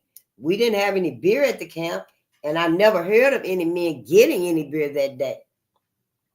Meanwhile, what was happening in Houston? We can get some idea from the story of P.F. Lowder, Lowder, a reporter representing the Chicago Herald, which was reproduced in the Post, the newspaper. Which was reproduced in the Post. And it said, the first Houston knew of the trouble at 8 o'clock. A few scattering shots was heard. Everybody began to ask everybody else, "What's the trouble? What's going on? What's happening?" Then the telephone began to ring. "Send help! Send help! The niggers are shooting up the town. We need help." 3 automobiles loaded with police officers started for Camp Logan. They halted at the city limits and confined their activities to warning people not to go near the camp. An ambulance then ventured near enough to pick up the wounded girl. She was hit by a stray bullet, and while she was within her home, so they had to go by and get her and stuff. But they were stopped by the colored troops. The colored troops wouldn't let them by. The tires were shot full of holes. The driver told to turn his ass around, and a few shots was fired in the air, and the machine came tearing back down the road on flat tires. All the tires were flat. Other reporters, out to see what was happening, had the following to say. 80 of the Negroes marching in military formation in columns of 2. led by a tall private, dark, handsome man. They marched south. This was 9:20 o'clock. The men were in perfect order, though they were marching along out of step, a little out of step, but they was together. Because we know Malcolm had it together, everybody. You know. But yeah, but they were doing it though. They was doing it. They was together marching, honey. But they knew. White folks knew it was militant. They were troops. They were men. Okay, let's get back here. The men were in perfect order, though they were marching along out of step, when two other newspaper men bound for the camp to find out the cause of the trouble. They run to see what the cause of the trouble. Honey, they probably were running to help the white folks. See, it wasn't no love for us. Wasn't nobody out there to help us. Not even the journalists. Not even the police. When two other newspaper men bound for the camp to find out the cause of the trouble, they ran into the column. They made no threatening move, except that the tall leader shoved one of the reporters in a ditch while they were walking by. And the two reporters, they running down there and stuff. And the military, our brother, were walking by and stuff. And they pushed his ass out the way and kept on marching. You know, shit kept right on. Wasn't even no thing and stuff. They pushed his ass in the ditch. The two civilians were allowed to go on toward the army camp unmolested. He just pushed him in a ditch. It didn't hurt him or nothing. He just got him out the way. It was a whole lot of them. Shit, they just standing right there in the way. Shit, it didn't hurt him. They ended up there anyway. Yeah.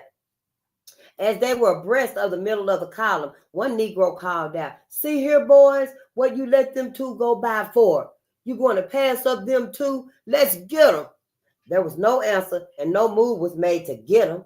It is thought that these soldiers marched down the Shepherd's Dam Road across the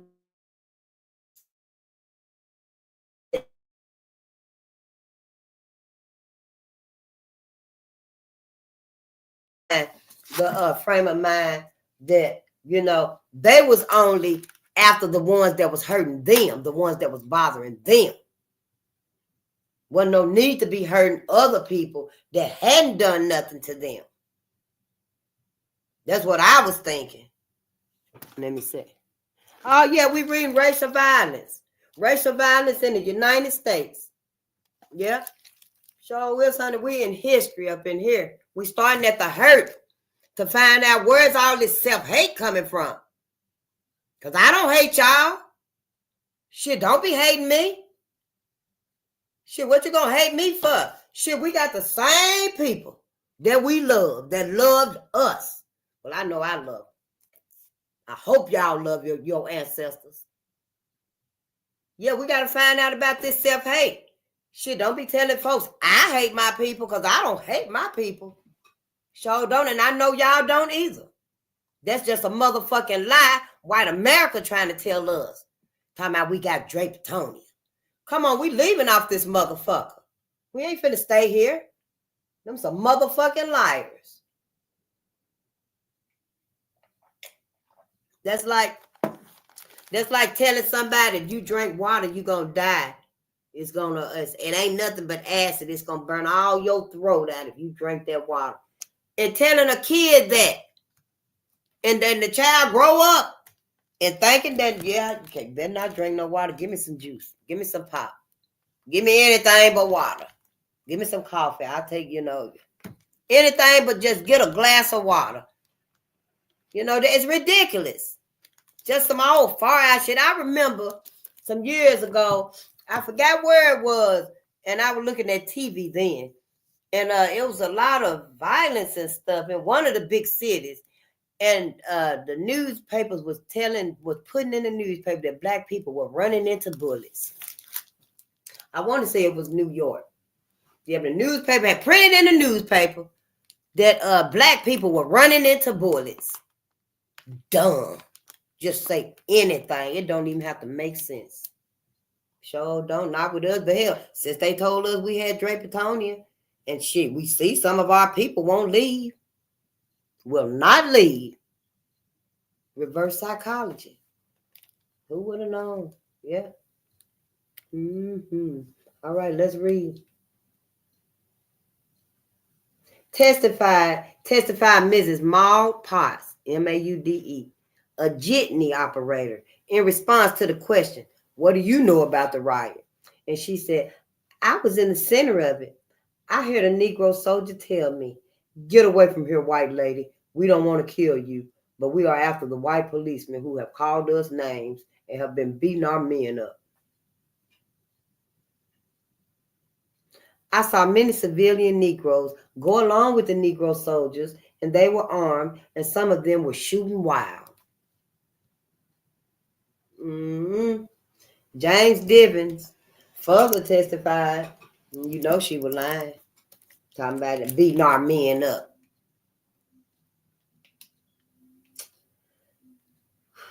Let's read. James Divin further testified. We crossed the bridge and we met 2 United States officers in a car on San Felipe Street and halted them and returned their guns to them and let them go. I saw 2 officers in uniform. One lying in the street on his back had been shot, but he was not dead, and the other one was lying on his side in the bend of the road. I don't know if he was dead or not. That's what James said. From the last 4 items, it seems clear that the Negro troops was not out to mow down Houston whites indiscriminately. That some of the Negroes, both soldiers and civilians, because as they were walking, black men started joining. So it was the soldiers and some civilians. That some of the Negroes, both soldiers and civilians, may have had an inclination to be less discriminating in their violence is entirely possible. They probably could have wanted to be some white men ass while we going down there to take care of this business. You know, I'm sure some of them did, but they didn't. But the disciplined and relatively orderly way in which the departure from the camp was organized and carried out strongly suggests that the leaders were inflexibly determined to punish the San Felipe police, but had no intentions of generally shooting up the town. So their focus was the San Felipe police. They weren't trying to harm nobody else. They weren't trying to shoot up the town or go after other white folks. And you know, other white folks, their ass was evil. But they wasn't there for that. They got together to go to the San Felipe police. This interpretation is corroborated by the statement of Captain Tuggle. Of course, everyone knows Captain Matts, M-A-T-T-E-S, and the police officer Meneke, M-E-I-N-E-K-E, Meineke, yeah, M-E-I-N-E-K-E, had gone on ahead of the troops, had met the crowd of Negroes advancing up San Felipe, and had been killed. So Captain Matts and the police officer Meineke had been killed. I am fully convinced that Captain Matts would never have been shot if he had been in the car, if he had not been in the car with a police officer. I believe that the Negroes thought he was another policeman. After Captain Tuggle had made this statement, a Negro prisoner, in a signed confession, made a similar statement that bore out Captain Tuggle's theory. The Negroes said if they had known that Captain Matts was an Army officer, they would have never harmed him. They had shot out the streetlights. They saw in the front seat a man who they knew to be a police officer. In the dark, they thought Captain Matts was just another police officer and killed both of them. Then they plunged bayonets into him. More light is thrown on the general turmoil and alarm among the civilians of Houston by the following quotations. More light is thrown on the general turmoil and the general alarm among the civilians of Houston by the following quotations. Houston policemen, armed civilians, and members of the Texas National Guard, as well as Illinois guardmen who were in town when the trouble started, quickly went to the scene of the shooting. I mean, they was on it, where Captain W.P. Rothrock, constructing quartermaster of Camp Logan, assumed command. Angry cries of lynch him, and come, let's go kill them all, were heard it was on all sides, just everywhere. They just screaming and hollering and stuff. Captain Rothrock placed an armed guard across Washington Avenue with instructions not to let anyone pass. Then climbed on the hood of an automobile and appealed to the men to listen to reason. About the undertaking establishments, great throngs gathered, and there was muttering and denunciation of the most rabid sort, like a rabid dog, you know, how it be growling and stuff. That's kind of what I'm getting, you know, because he done climbed on the hood of the cop. And, you know, he trying to talk to him and stuff, and they down below look like they grabbing at him and stuff, you know, and just most rabid sort. That's what it seemed like to me. At the police station, probably 1,000 men, many of them armed, gathered, and there was a seething mass which circulated wild rumors and offered their services to the chief of police and his lieutenants. This crowd stayed around most of the evening, even though there was a gradual thinning out, and then at midnight there was only a score or so. At 10 o'clock, every available member of the police department was being rushed to the scene of the trouble in their automobiles, some on feet, armed with repeated rifles and pistols. A report reached police stations that 1/3 of the righteous Negro soldiers, of the rioters, not righteous, rioters.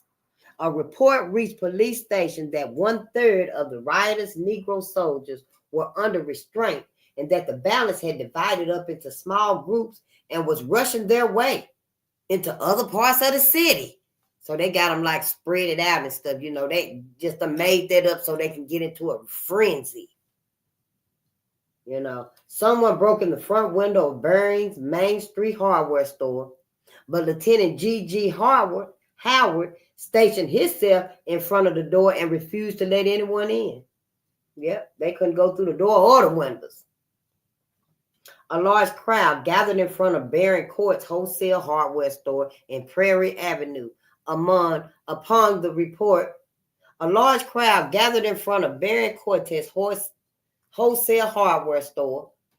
Oh, they wanted the tools in Prairie Avenue upon the report that Negroes had broken in the store to get the arms. And in some way, a number of them gained admittance to the store and obtained the guns. Oh, they got the tools and the guns, and I guess some ammunitions out of there. The importance of the rumors which accompanied the beginning of the outbreak is indicated in the following report. The vagueness and uncertainty of early reports of the trouble of Thursday night caused so much uneasiness and fear, added to the more or less authentic reports as to what was actually taking place were rumors, wild imaginings of disordered brains, not a formed thought in sight. One was to the effect that the Negro troopers was moving upon the city, 600 strong, sweeping everything in their path. Another one was that local Negroes had joined the soldiers in a general uprising, that they were forming in various parts of the city and awaiting a general signal to start their work of destruction. As a result of these rumors, many spent an anxious and sleepless night, tossing and turning. They couldn't sleep. They was worried. They was up looking. A brief account of the role of the Illinois National Guardsmen concludes the section on the riot proper. Companies were marched to the campsite of the Negro companies. Other companies went to the San Felipe district where the Army Negroes had gone. The campsite was surrounded, and not a man, white or black, was allowed to leave. Everybody got to set your ass down. Word was received late at night that the San Felipe quarter was surrounded by Illinois troops and that they were waiting for daylight to capture the Negro company. I know, we getting there. We almost there. Yeah. Oh, Peace and quiet. Aftermath. This is the aftermath. Peace and quiet failed to settle upon troubled Houston with the capture of the last of the riotous, RIOTous, Negro soldiers. Hysterical fear and the rumors engendered thereby continued to agitate the people of Houston. Almost 2 weeks after the riot, the following notices were published conspicuously on the front page of the Post. This is what it said. By Major General G.O. Bell Jr. I think that's George. To the public, the frenzied appeals made to me personally and to the officers of the staff of the 33rd Division during the last 24 hours, coupled with the rumors which have come to us, demonstrated that a condition of apprehension exists in the minds of the people of Houston, which demands a statement from me. The only colored troops in Camp Logan are in Company G of the 8th Illinois Infantry, which numbers 3 officers, 134 men, 10 men attached, 3 men sick, and 4 men absent on leave. A total of 154 men, Negro men, troops, colored troops. They have no service ammunition in their position, and no organization is quieter or better behaved than them. There is abundant evidence to show that many people in Houston have worked themselves up into a state of frenzy, bordering on hysteria on the subject of these colored troops. A certain newspaper in Houston has under large headlines given circulation to a rumor that Negro soldiers and civilians are preparing for a raid, and that the time of the attack has been set for 11:15 o'clock Wednesday night. That very night, actually. It is impossible for me to find terms sufficiently strong to condemn such statements as these. They and every one of the other rumors which have come to my ears in the last 24 hours are absolutely and qualifiably false and without the slightest justification. In fact, I therefore appeal to the sensible people of the city to put an end to all the unfounded reports and resulting hysteria created thereby for the good, not only of Camp Logan, but for your city as well. And that's Major General George Bell Jr., Major General of the U.S. Army. Yep. And Mayor J.C. Hudson Jr. said to the public, so many hysterical and unfounded rumors calculated to disturb the peace of the city of Houston and to bring discredit upon our city if persisted in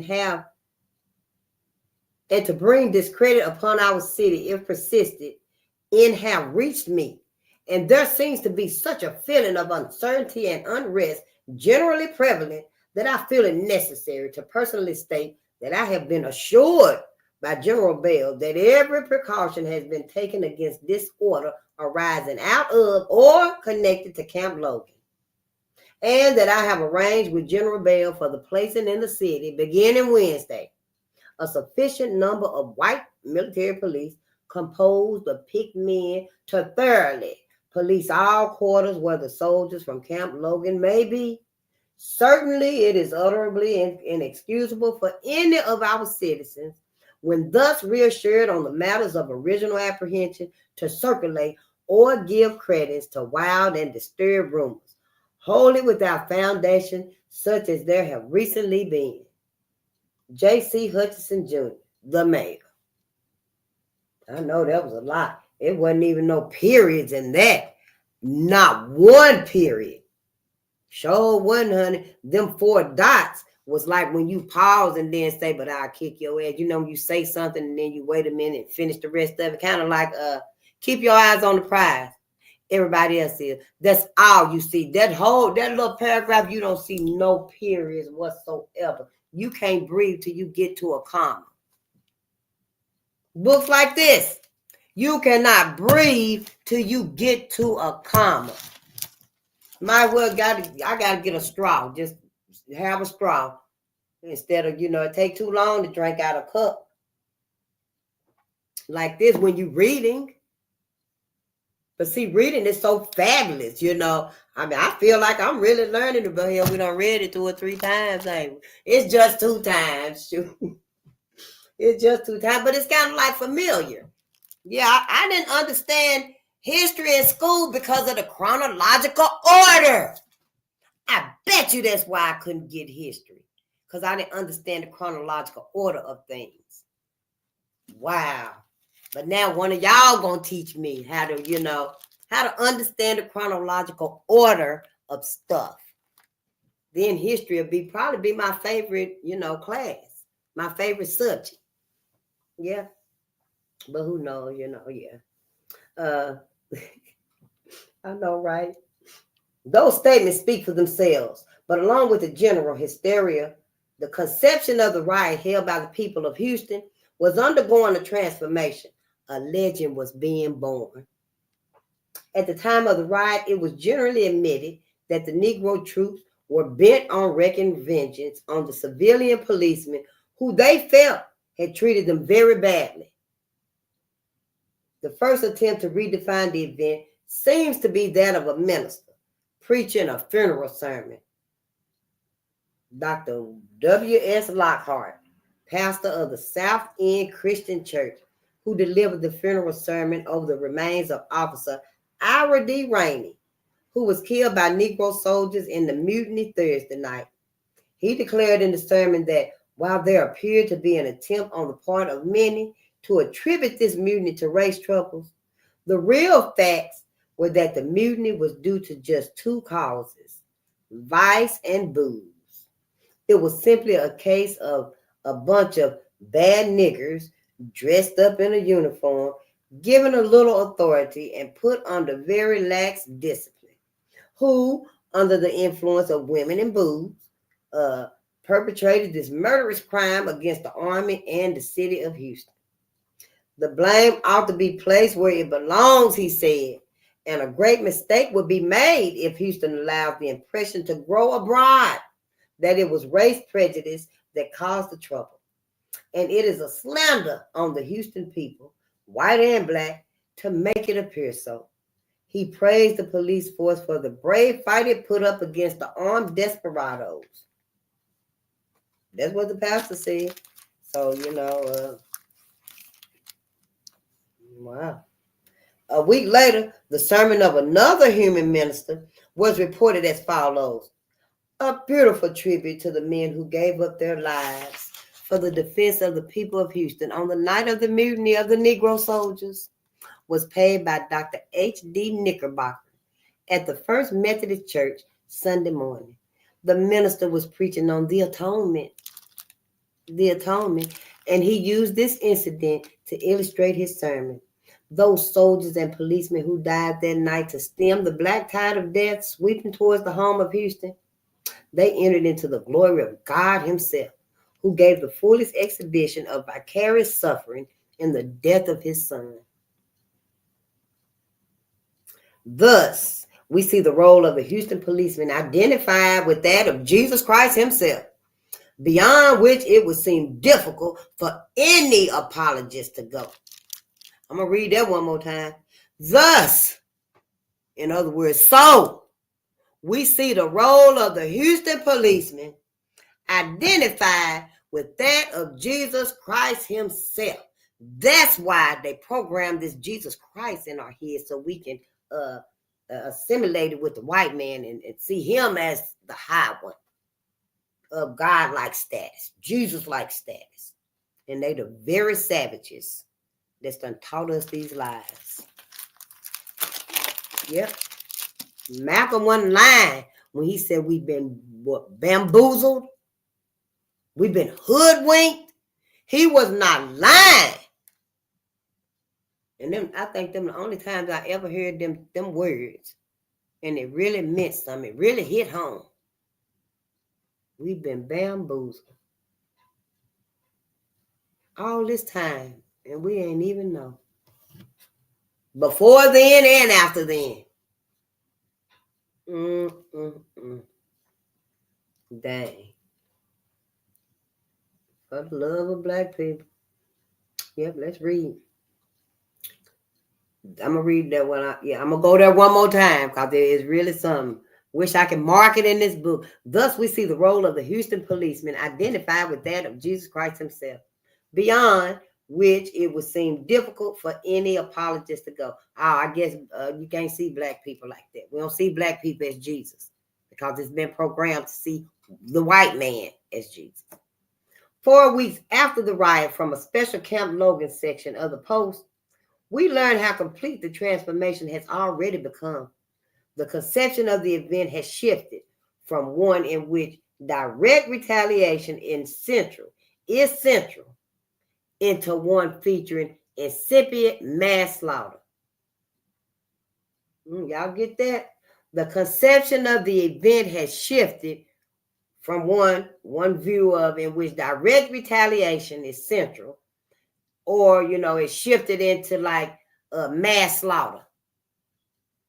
So, to me, it's like they saw them coming. Well, the soldiers coming, the colored soldiers coming, the niggas coming, and at first they like, oh, they coming for the police. They coming to get the police that's been doing them wrong, that's been beating on them, and and stealing from them and taking all of their commissary and stuff, because they were soldiers too. So they coming to kick their ass. It went from that. Now all of a sudden, they coming to kill everybody. Mass slaughter. So that's what I think it's saying. Say the headlines. How Illinois Guardsmen saved city of Houston. Nothing stopped mutineers on the night of August the 23rd until they faced the unflinching white soldiers from Camp Logan. Illinois Guardsmen on the night of August the 23rd saved Houston. There is not a Houstonian who will contest this statement.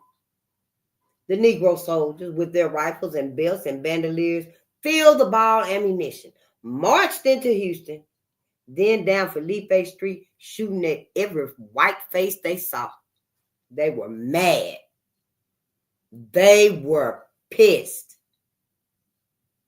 Other than that, black men not like that. They don't go out looking, and on a tangent, aiming to kick some ass. Black men was not like that. They were men with families, wives. They had principle and morals, but they was on a mission, an eye for an eye. They were going to get them officers. That's where they were going to get them policemen. That's what they were doing. They weren't doing nothing else. They were going to get the motherfuckers that had been bothering them. See, America always want to make it seem like, oh, they came and were the aggressor. It might have took some time for them to build themselves up and build up their strength and their courage and, get their ammunition and stuff. But shit, now your motherfucking ass slapped me. You finna see me again. Might not be today. It might be tomorrow. It might be next week, but you gonna see me again.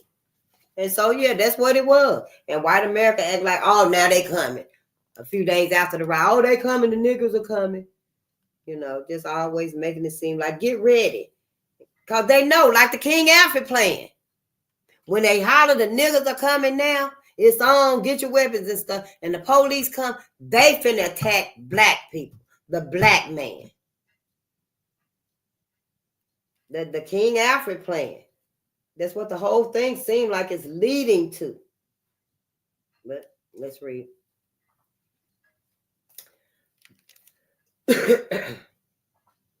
What broke up the organization? What was it that crumpled the will of these angry soldiers, that scared them into slinking away up side streets, each man by himself? What was it that checked their march on Houston, saved dozens, perhaps hundreds of lives? It was the men in khaki from the state of Illinois. Yep, the guardsmen, I guess. Yep, it was the guardsmen. One more item must be presented to round out this account. 13 Negro soldiers of the 24th United States Infantry were hanged at dawn today for murders committed at Houston last August, when members of that regiment engaged in mutinous rioting on the city streets.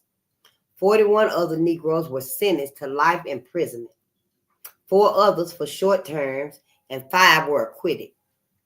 But this is not the final scene, for that lives on with the people who experience directly or indirectly the terror and hatred of the riot and its aftermath. And this right here is the conclusion. The data presented in the course of the municipal investigation demonstrate that the stage was all set for a serious disturbance growing out of race ill feeling.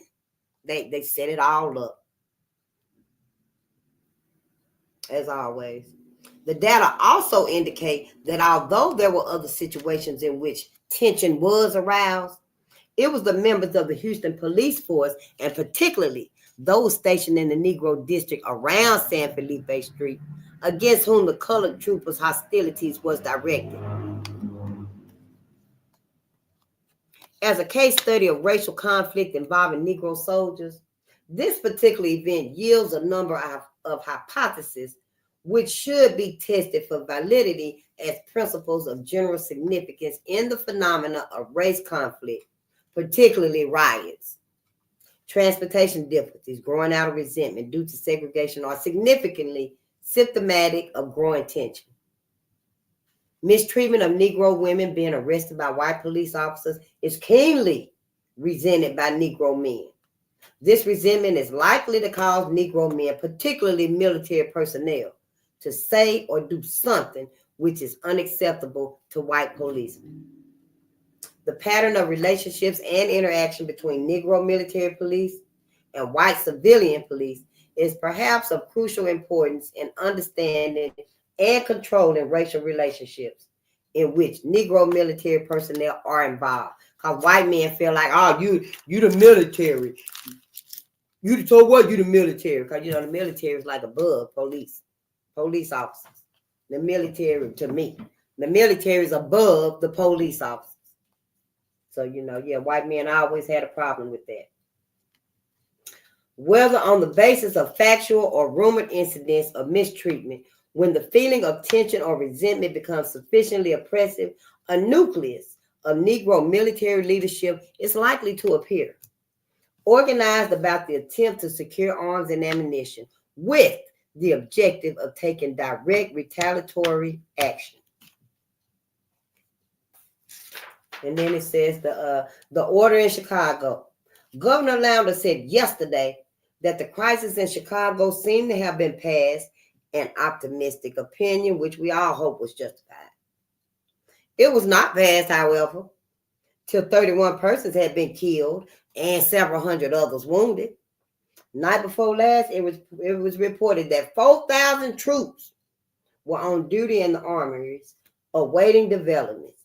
The developments going on at that moment included shootings and stabbings, scores of street corners all over, at one time, and the procession of armed mobs throughout various streets of the city.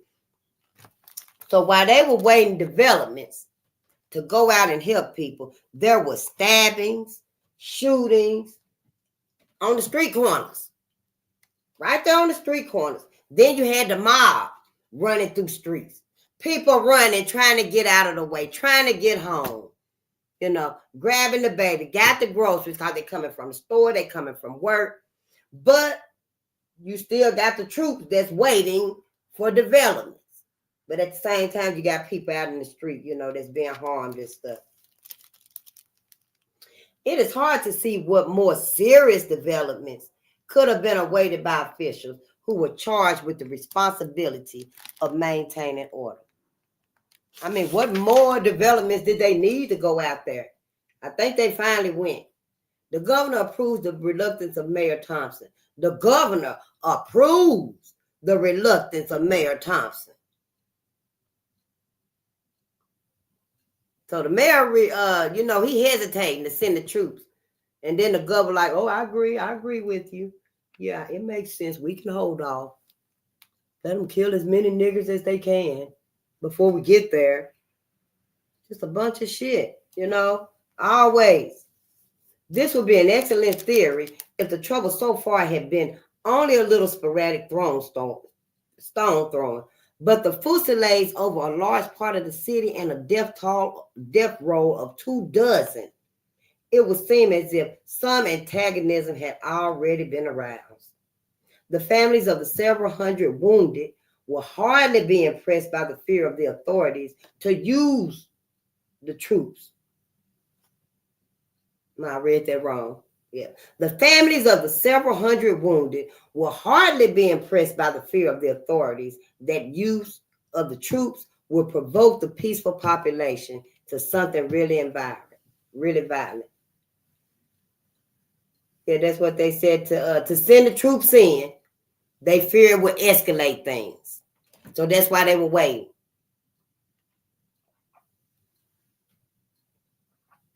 I know that don't make sense either, dude. Yeah, but that's how they were doing it and stuff. Political intrigues, as well as economic conflicts, may have had something to do with preparing the ground for the riots. And in the riots themselves, the evidence at hand indicated that the blame is to be pretty evenly divided between the two races. The people of Chicago, however, had known in advance that these conditions existed.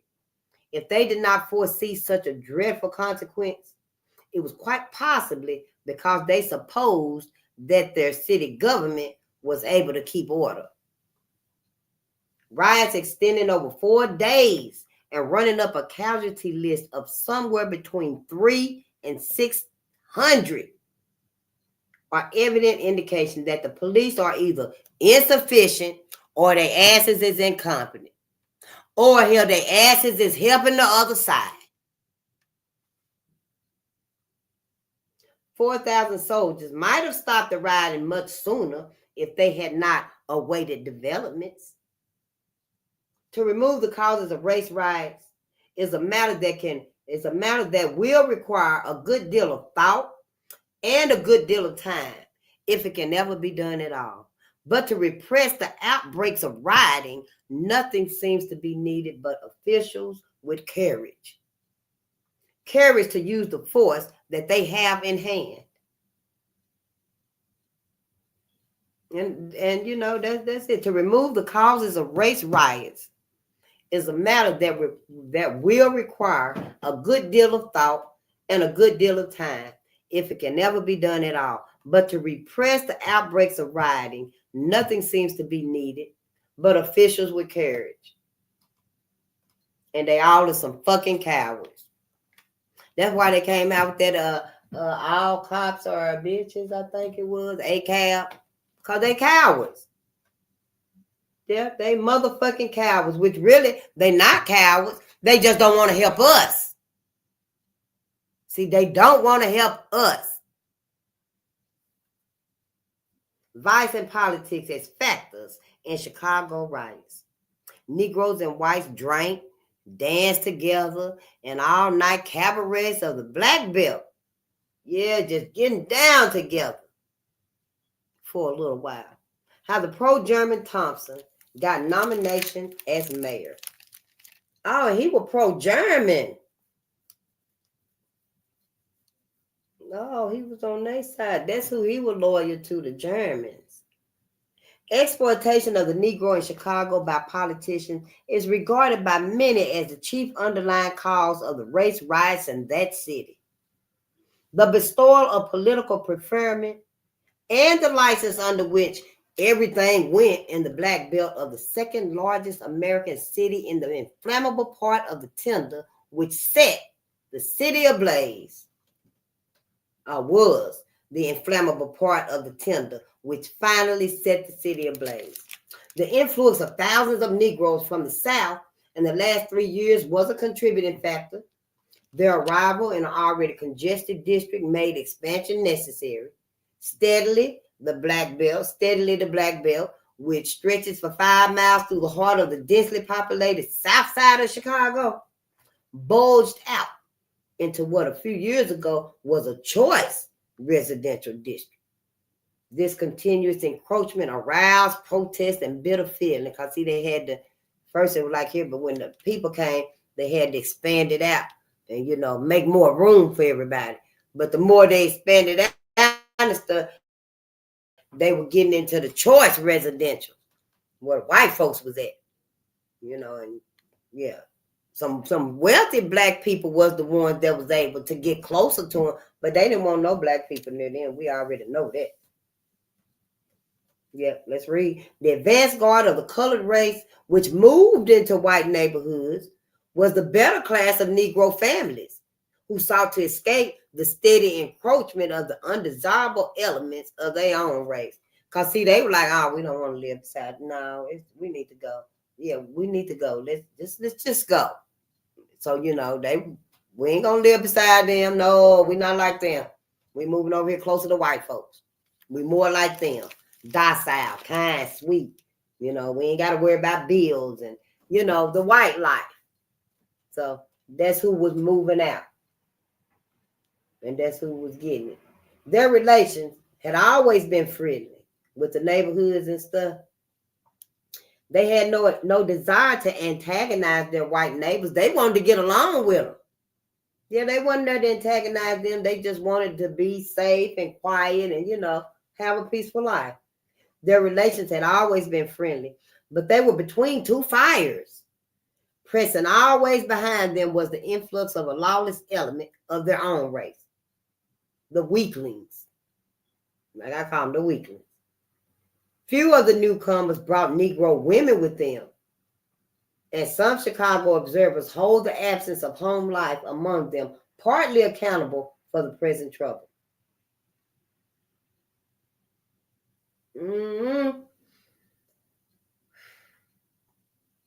Seemed like the black men went there by themselves. They didn't take their families. When they went down south, oh, come on, we got a job for your better life. But we digress. Political power. The second ward in Chicago is the heart of the Black Belt. 80% of the voters in this ward are black. White men represented this ward in the city council until 1915. But now both aldermen are Negroes. Two men control most of the Negro vote in Chicago. They are Congressman Martin B. Bolden of the 1st Illinois District and George F. Harding, former alderman, later state senator, and now he's a city controller. It was the balance of power held by the Negroes and swung by Harding that gave William Hale Thompson, more widely known as a pro-German than for his kindness to Negroes, the nomination for mayor of Chicago in the spring of 1915. Harding had represented the second ward to Chicago for several years. He retired and permitted Oscar D. Priest, a Negro, to be elected. In return for this favor, the Negroes swept the mayoralty nomination right on into Thompson's lap. Thompson won the nomination by a margin of a few hundred votes. Just by us, black people. The power we have. See, we put him, Chicago has put him into the seat, and he let the black man, Oscar D. Priest, because of that. Like being bought almost, or bribed or something. D. Priest became one of the chief floor leaders in the city council for the Thompson administration. His public career was cut short by his indictment in connection with the alleged collection of tribute in the Black Belt. But he was later acquitted. Another Negro succeeded him. Then the second ward Negroes grew bolder, demanded both seats in the city council, and they got them. In his campaign for the nomination and election in 1915, Thompson catered to the Negro voters. I mean, he was out there. He was knocking on doors. He was walking in the rain and stuff, the rain, sunshine. He was always out there. Sun beating down on him and stuff. He was hungry, he was tired, but he threw his all into it. After his election, he rewarded many of their leaders with jobs. So openly did the Thompson crowd treat with the Negroes that somebody dubbed the city hall Uncle Tom's Cabin. One man caused handbills to be printed, setting forth a complete cast of characters, which included Mayor Thompson and other city hall job holders, white and black. It got a big laugh, which is Chicago's usual good-natured way of disposing of her problems. Lid off the Black Belt. Thompson had been mayor only a short time when evidence was apparent that there was no lid as far as the Black Belt was concerned. From other sections of the city, white men and women of the old underworld who had experienced some long, lean years flocked to the neighborhood. White men bought saloons and cabarets and pushed Negroes to the front as their ostensible owners. They going in there buying up businesses like they doing now. And go get black people to be the face of it. Let me hire you to work here. Be the cashier. You be the cook. You come and ring up the food and stuff. You come out and serve people. But it really was their business. I wonder, is that how all this bullshit started anyway? So soon, the Black Belt became known as the district where everything went. At night, cabarets would jam with whites and blacks until the morning sun streaked the sky over Lake Michigan. In other parts of the city, saloons and cabarets closed at 1 a.m., but automobiles lined the curb for blocks all night in the Black Belt, and latecomers stood in line for hours outside some of the more notorious black and tan cabarets, waiting for a chance to get inside. Jazz bands filled the air with syncopated sound, while in the cabarets, whites and blacks mingled in carousel. Yeah, dancing, drinking, smoking, hugging, kissing, just making memories. These gambling games, oh, wait a minute. Where was I at? Sure. It was here that the shimmy, remember the shimmy? It was here that the shimmy dance is said to have originated. The rattle of dice and the click of poker chips were seldom stilled in the heart of the district. Gambling was conducted on a business scale. A syndicate was formed and no independent could operate successfully in that district without its approval. What they call them when they it ain't long sharks. What they call it when you pay them off and they let you do whatever. You can stay open late as you want to, you can sell alcohol on Sundays if you want to. Because it used to be where you couldn't sell alcohol on Sundays, just on the weekdays. But, if you pay them off and stuff, yeah, you can do it on the weekends, on Sundays too. I forgot what it's called, though. These gambling games were run under the name of clubs, but a fat bankroll gained easy admission to them too. Bill Lewis, noted for years as a gambler, conducted a game in 35th Street near State Street. So brazen was the conduct of this gambling house that for a long time, Lewis did not bother to pull the curtains down. And the games could be watched from the platform of the elevated railroad station nearby, right there. People can sit right there on the railroad station on their seat and look right over there and see the game being played. Because he was paying them off. Shit, he knew wasn't nothing gonna happen. And then finally, out of seeming consideration for the feelings of the police, they start closing the blinds. Yeah. Conditions generally known. The newspapers of Chicago repeatedly exposed conditions in the Black Belt. Members of the city council sometimes denounced it. Reformers visited the all-night cabarets and wrote long reports about them. Oh, they were dancing all night. Oh, they was together. You should have seen them. It's like we never had a hold of them. I can just imagine what they were saying. Numerous complaints were made to the police. Conditions finally became so notorious that the all-night cabarets were closed. For a few weeks, the Black Belt was comparatively quiet, except for the gambling games, which were seldom molested. Then came vice in a new form, in the shape of clubs, which were in reality dance halls. These new places had no liquor licenses, although most of them sold intoxicants, and they didn't open their doors until like midnight or 1 a.m. They caught the crowds which surged out of the cabarets at the closing hours and held them until sunrise. People came there and stayed. When they came out, it was daylight outside. Yep.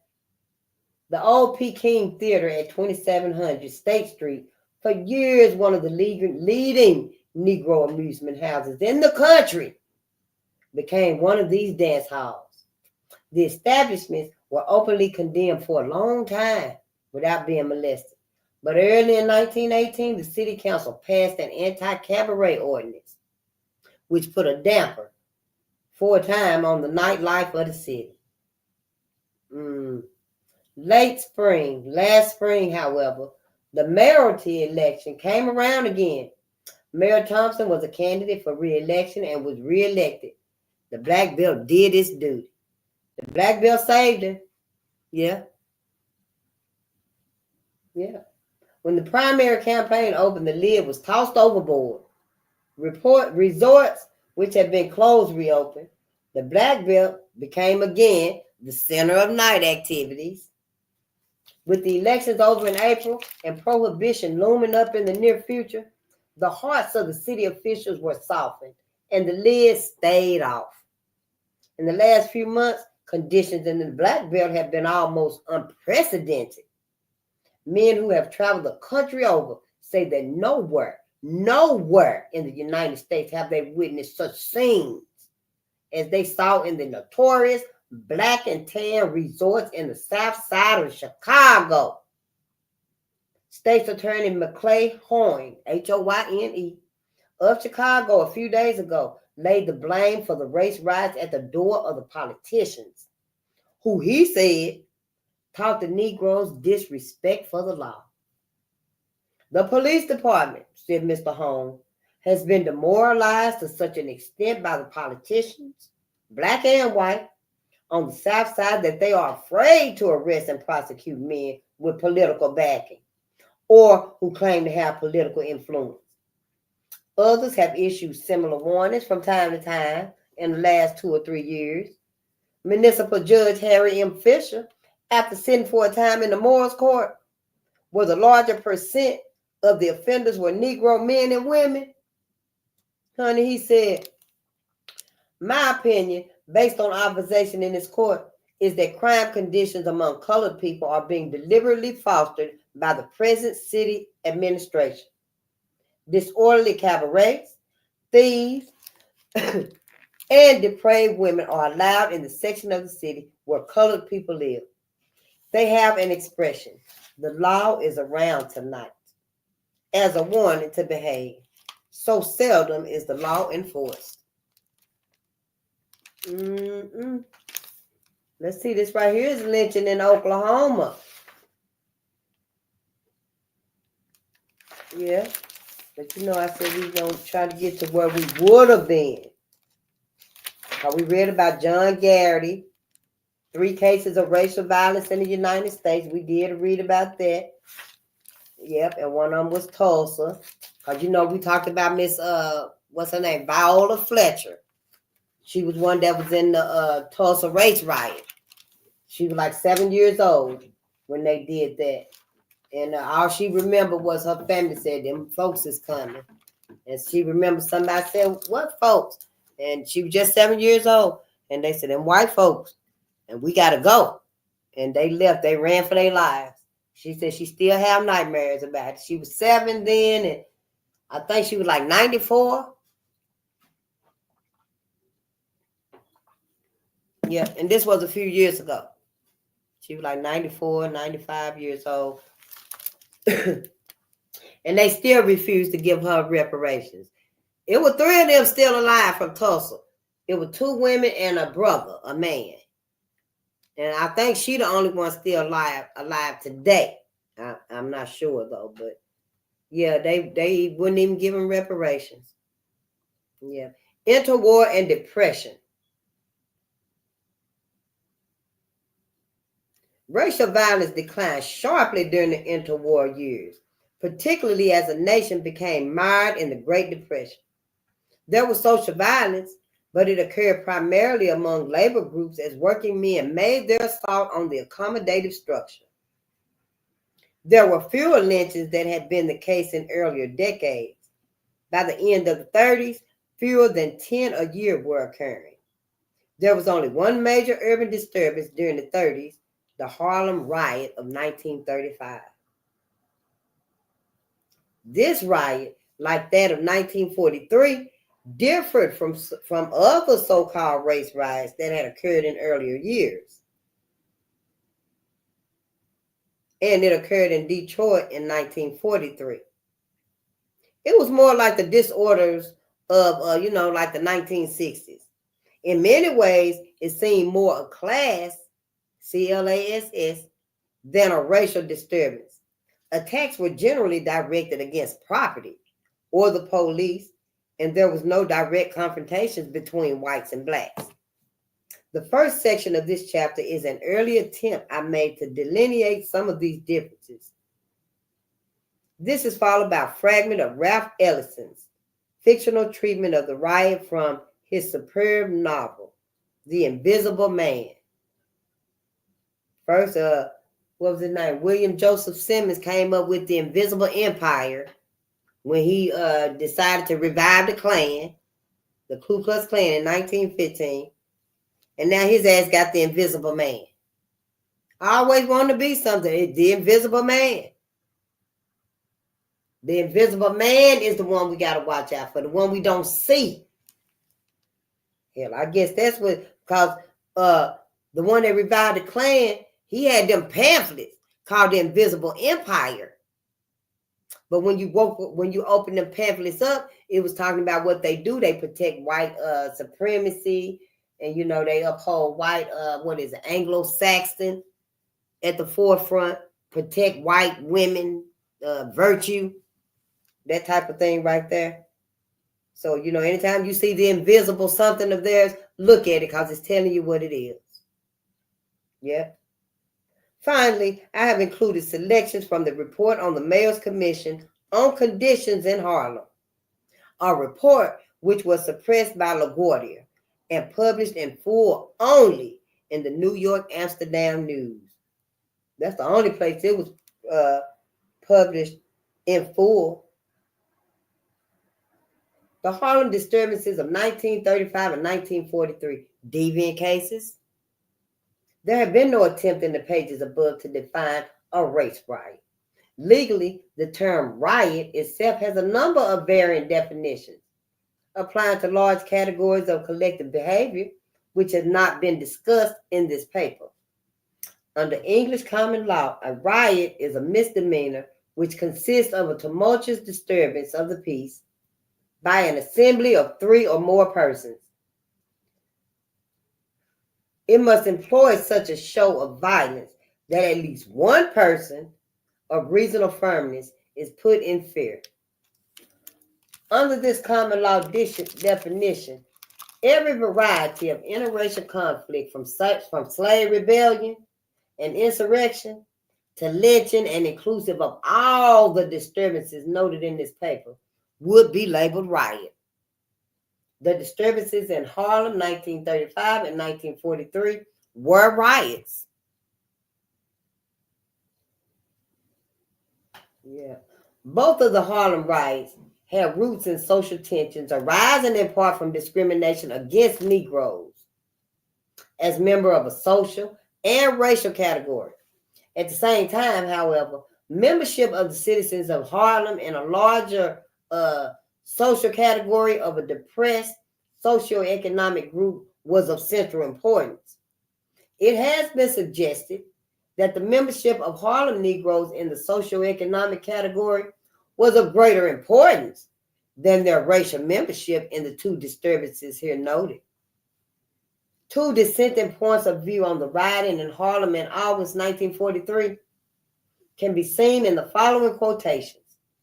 The New York Times, in a news article dated August 3rd, 1943, commented, "Prompt and courageous action by Mayor LaGuardia and the police, plus the calm maintained by the white population and most of the Negroes of New York, kept the trouble from developing into a race riot, as did the recent disorders in Detroit. Both riots had similar powder keg backgrounds in the rapid growth and overcrowding of Negro districts in recent years.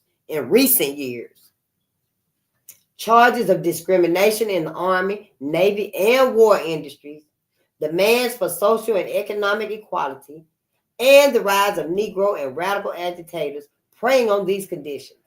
Both were marked by the spread of false rumors, magnifying relatively minor incidents that served as sparks for the tinderbox. The similarity ended, however, whereas gangs of white hoodlums organized in Detroit to hunt down individual Negroes who ventured out of the Negro district, thus emulating Negro gangs in Negro districts. Nothing like this occurred in New York. Oh, so this part right here is saying that because white gangs were out hunting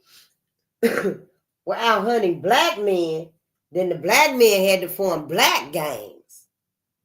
Because see, there the similarity ended, however. Whereas gangs of white hoodlums organized in Detroit to hunt down individual Negroes who ventured out of the Negro district, thus emulating Negro gangs in Negro districts. Nothing like this occurred in New York. Oh, so the white gangs was acting like the black gangs.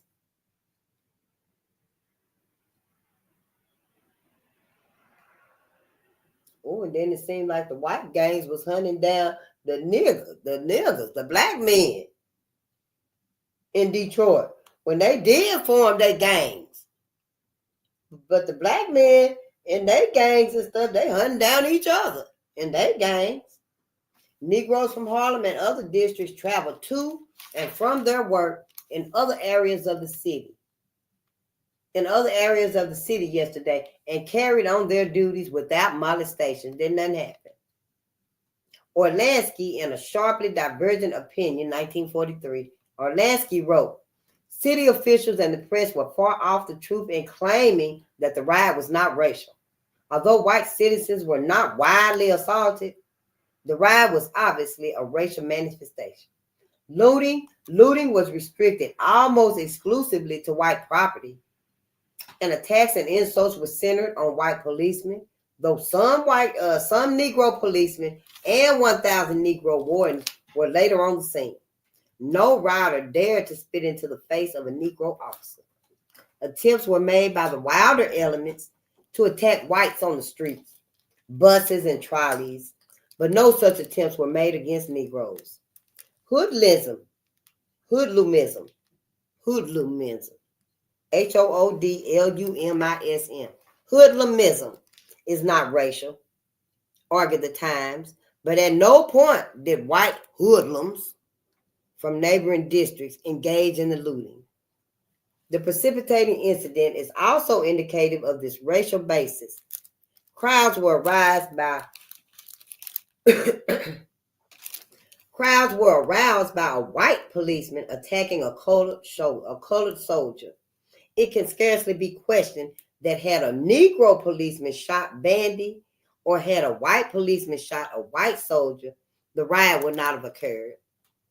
There is little to be gained from argument over whether or not the 1943 disturbance would or would not have occurred had individuals of different racial membership been involved in a precipitating incident.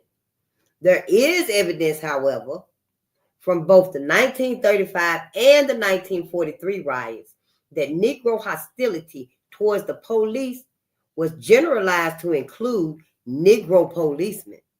Indeed, among the lower class Negroes involved, there was a generalized animus directed against all authority.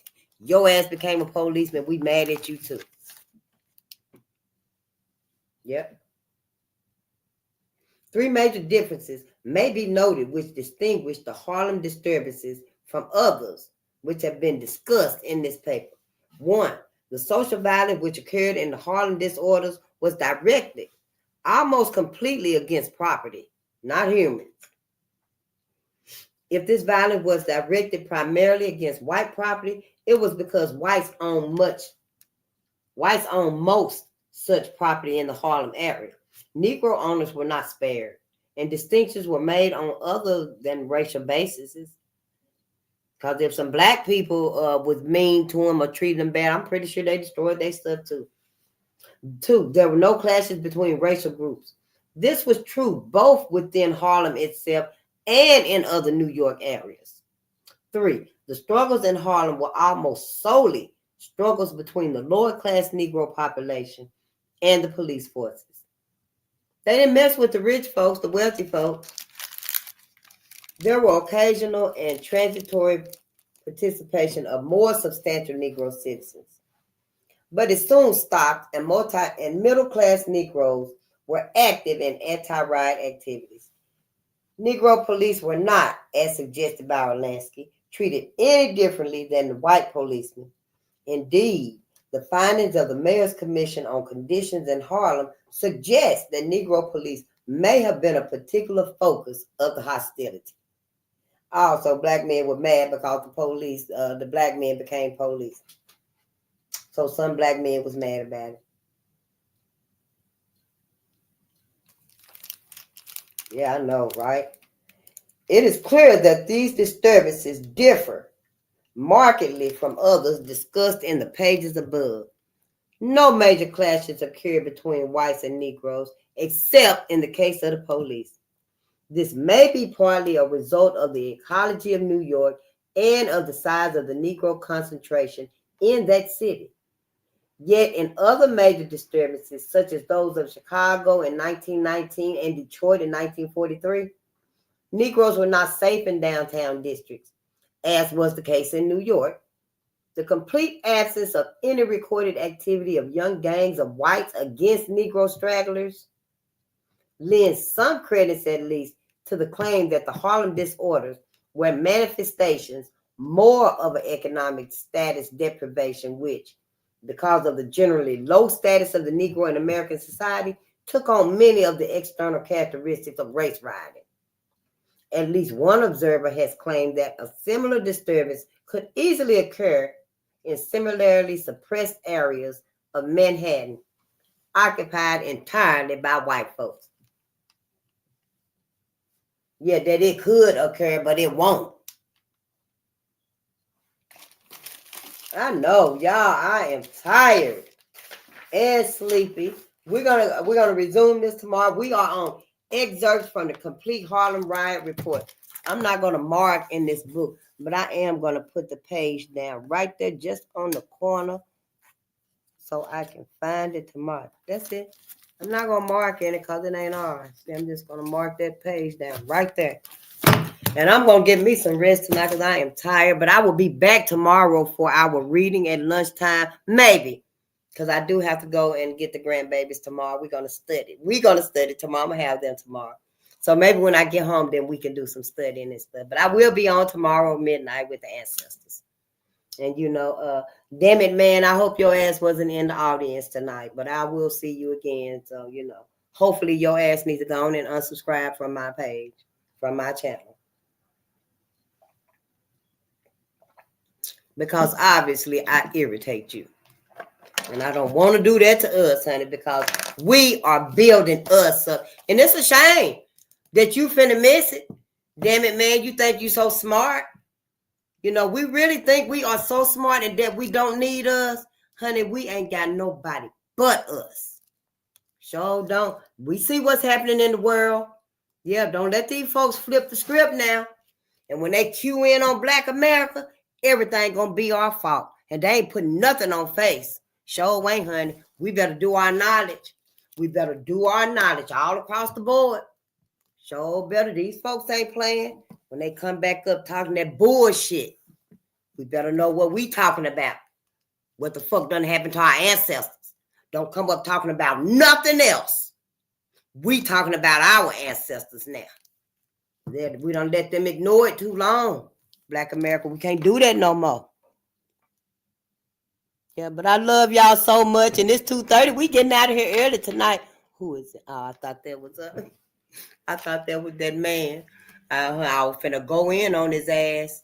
You better get your ass up out of here. I'll tell the ancestors on his ass to his face. Yeah. He'd be, oh shit, she putting a spell on me. Shit, yeah. But I love y'all. Peace and power to the people. Oh, okay. I'm gonna get us a Bible too. Yeah. And I know y'all gonna walk me through it and stuff. Who is this? Somebody said I thought you was a young man. I'm Horace. Shoot. Somebody said I thought you was a young man. I know Tactical Tune crying about what they done to us. We still crying in the year 25. Hell, you ain't. You probably don't even think about your ancestors, do you? But yeah, I do. I cry for my ancestors all the time. Mm-hmm. Yeah. All right, DSB. Don't let negative bootlickers take your focus away from doing the Most High work. I sure won't. Yep. Everybody against our ancestors. I'm not. A Tulsa survivor. Yep. TV with Tiffany. She was. Yep. Miss Viola Fletcher. Yep. Beautiful woman. My mom says she remembered the Detroit race riots. She don't have nightmares, but she says it was disturbing. Tell her I love her too. Yep, I love her. We're going to learn about all of this. Yep, I see you tomorrow, TV with Tiffany. I love all of you, and I see you all tomorrow. We all gonna be reading because we all finna learn. Yeah, they ain't finna keep us hidden in this bullshit. Why they build this crazy ass society around us? They got us fucked up. Shit, we'll be calling on every ancestor then and now. Yeah, we finna get up out of this. We ain't got Drapetonia, y'all. We do not have Drapetonia. So don't even believe that bullshit. That's just what they wanted us to think. Yeah, you know, they fucked up. They used that reverse psychology on us. You know, everybody been using it. But it's a new day. Yeah, look at all that we come from. Look at all of this. I mean, it's so much to us. Can't nothing hold us down. Nothing. I don't care what they build, what they come up with, what they steal from us. All we got to do is call on our ancestors, and it'll give us our focus right back. We call on our ancestors, they will replenish our focus. If we ask them for our focus on them. See, they want us to call on them. They need us to remember them. That's the only way we're going to beat this system here. We can't beat it no other way. Yeah, we're going to have to include our ancestors in it. So y'all just start tonight.